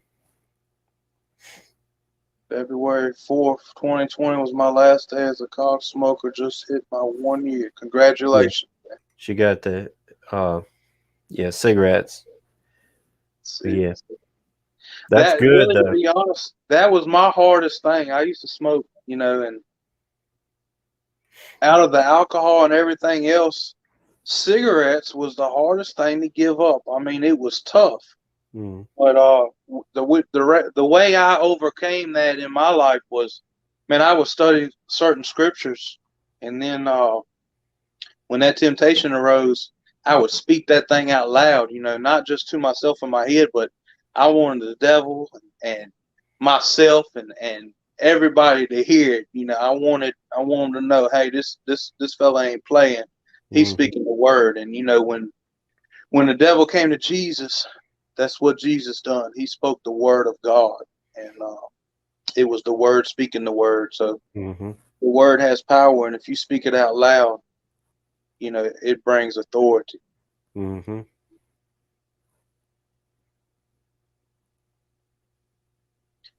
Definitely Yeah, sure does. it does. And, a lot of people during this whole Corona China COVID virus, they lost hope. Fear has really come in and stole our country away. It's Hmm. it's fear, and the Bible says that He didn't give us the spirit of fear, but of love, power, and a sound mind. And, we done lost our joy. You got to have joy. You got to have a praise in your heart and a song in your mouth. He said, con- continuously in your mouth. Praise Him continuously. And when you praise God, He inhabits those praises, and then you get free. And when you get free, it don't matter what the devil got to say. You got a video coming out on that, don't you? I think I already put it out on that, and then I got one getting ready to come out from Sunday. My That was my a good latest one. video. That was a good one. After 40 years of smoking, man, that was tough right there. Congratulations, Mm. congratulations. Luckily, I never got into that. Um, my dad smoked for ever. He grew up old school and all that, but he had a stroke a couple years ago, and they told him, you don't cut that out, then you're gonna either be back or you ain't gonna make it. So I mean, he put them down, never touched another one. So I'm sure it was hard to quit. Like I said, I never had to go through that. Luckily. Lifetime prepper stacked to the rafters. Mm-hmm. I heard that Then a few times. after you do that, that's when you need to build a taller roof and keep on stacking. That's right. That's exactly right. Raise the roof. You never prep enough, and you never get through prepping. Hmm. It's always something else that you got to have, or another avenue that you can look at that you're not ready as Hmm. much as you want to be. And, Yeah. Like we were definitely talking about forgive. earlier with having food and water and all that stuff, and then getting into the calm stuff, where radios and different things like it. It's always something else. And honestly, uh, I need to work on the spiritual side more. I'll admit I'm kind of slacking on that from time to time, but it's always either physically or spiritually something you can do. Definitely. You can always grow either Mm. way. Appreciate you coming in here. We'll catch you next time, Hidden City Prepper, and God bless you too. Yeah, God Second bless job. you. Hitting it early. Hmm. That's how you feel. You got the second job too, ain't Sometimes. you? Get um, home to the home. homestead and It start work all over again.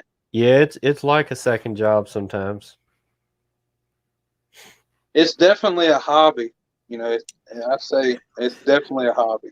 I enjoy it. And like I said, I've always enjoyed growing stuff and fooling with the animals and stuff. And, honestly, it gives you things to do that, you could be doing worse stuff. It gives you responsibility and stuff to do, taking care of the things and all that instead of, you know, messing up and acting crazy. So a lot of times that does help too, idle Oh yeah. hands. Well, you're gonna spend it one way or another too. If Hmm. you want prepping or homesteading, you'd be, filling that Buying junk. void. Yeah, Yeah, you'd be just buying junk like big screen TVs or, whatever stuff like that that, yeah, is not all really in. a practical benefit, And a lot of times, I mean, if you ain't got nothing else, you'll just find something to blow money on. You'll go out shopping and, buy something you don't need or, you know, whatever. Um, I know that feeling.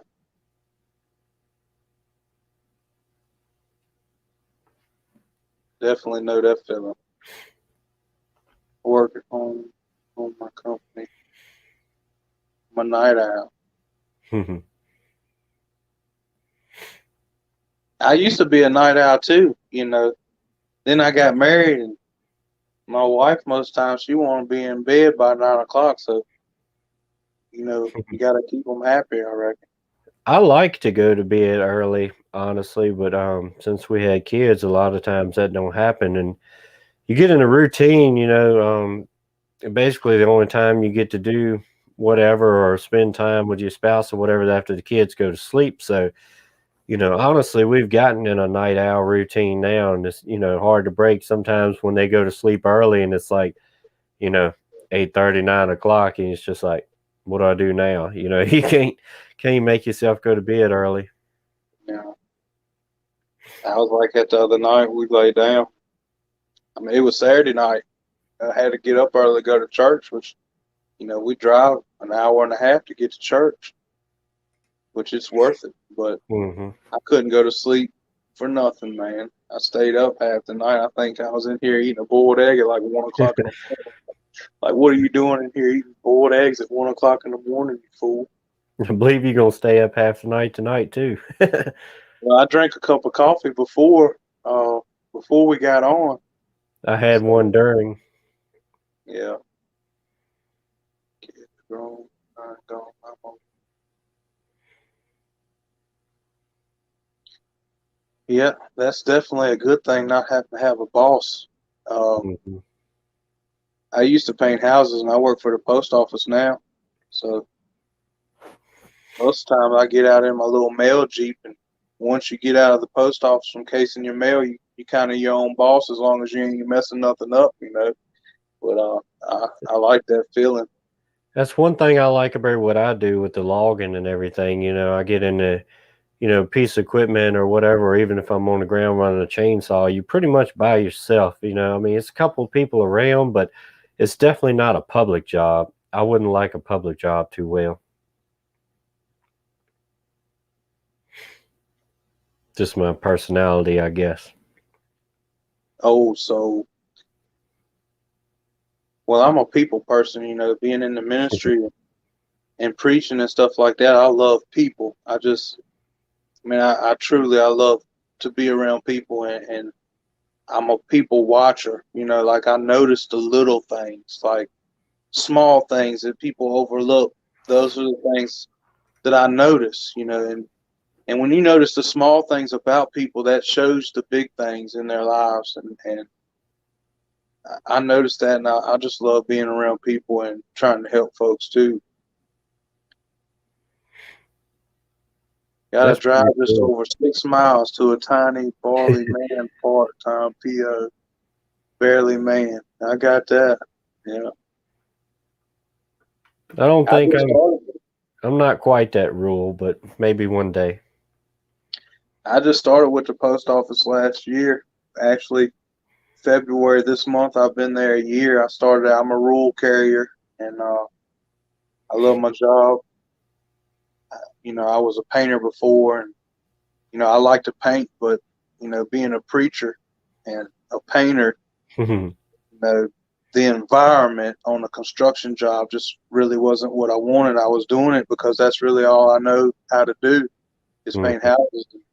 The Lord opened the opportunity for me to go to the post office, and I was grateful for that. Mhm.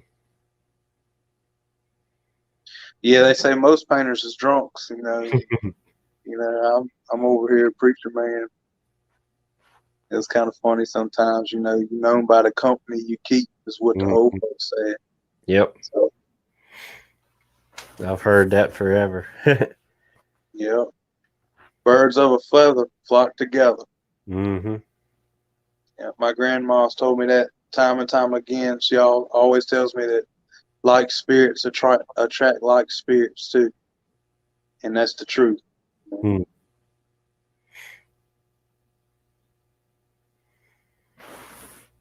Yep. Sure enough. So, what's your goals for the rest of the year? Prepping and spiritual and kind of all around.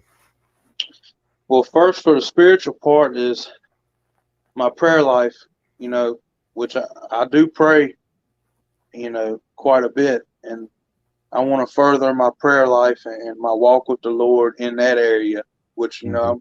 I'm pretty knowledgeable on the scripture and all that. And I love to read books and the word and stuff like that. But the prayer language is key. And I want to see more fruits in my life from the prayer. That would be my number one goal spiritually for myself. And then, for others at the church, I'd like to see a true revival fire just spread out in the church like never before, and the Holy Spirit move. And, I'm really trying to focus on the young people as far as ministry goes. And then, for my prepping, I definitely got to get some kind of I got to have some communications, because right now I don't have any communication. I'd like to get, maybe a CB radio and try to set it up as a base station, and then maybe one in my truck too. So that's definitely a big goal. I want to can some more food this year. I definitely want to have some more chickens, and I'd like to get to the point where I can have meat chickens and, get the eggs too. So that's my biggest goal. I'd like to get my wife more in the prepper mindset and stuff like that. And the biggest thing for my prepping is, I'm currently in search of a house. I just recently got married. I've been married a year, and we're looking for a home. So I'm trying to find something that's rural and, not too hard on the pocketbook and all that. So I'd like to find a place like that. That's definitely a big one for 2021. Yeah, and a lot of places that are rural now, with everything that's went on and people trying to move to those areas, has went up in price a lot. It has, and you look on Zillow and Realtor and all those websites where you get on to find houses, and they'll post a house and boom, just like that, the next day it's under contract. I mean, people are flocking from the cities, buying up all of the rural areas, and it's just hard. It's been a hassle, but I've been on that main line with that man right there up above. When I see the right place, he leads me there. Yeah, I'm gonna know that's yeah, it. you'll know it.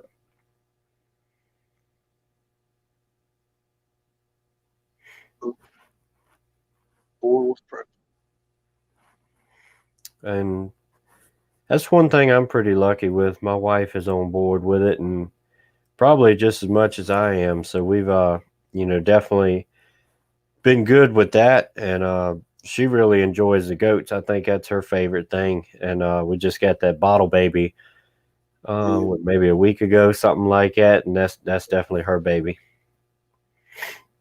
I need to train more. That's definitely, I'd say that's the most thing I need to do besides the comms. Everything else really needs to happen, but it doesn't have to happen, but the training, I need to train. I need to train medical. I need to do some more fitness. I was pretty fit, and then I got married, and that went out the window. So, I gained some weight, and now I'm trying to go on a diet. You know how that goes. So. Yeah, you were more fit than I am at that time.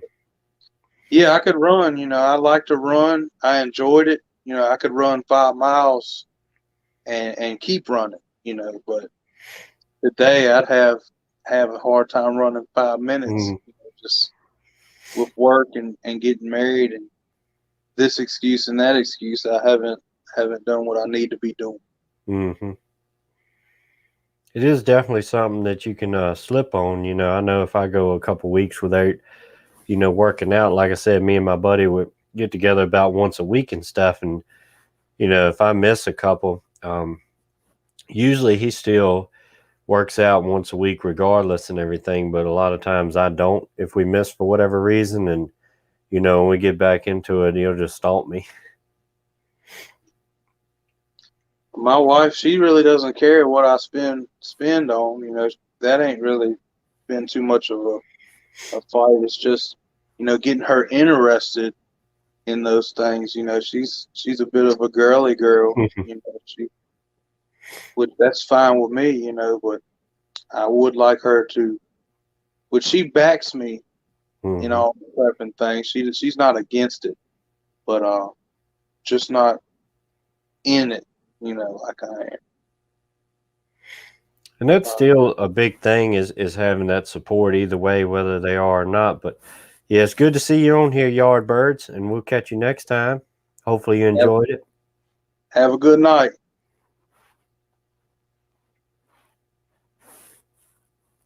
I've had a great time doing this, man. It's been awesome. I have too. It's been a blast, really. Now I can see why people live stream so much. Yeah, it's cool, man. Mm-hmm.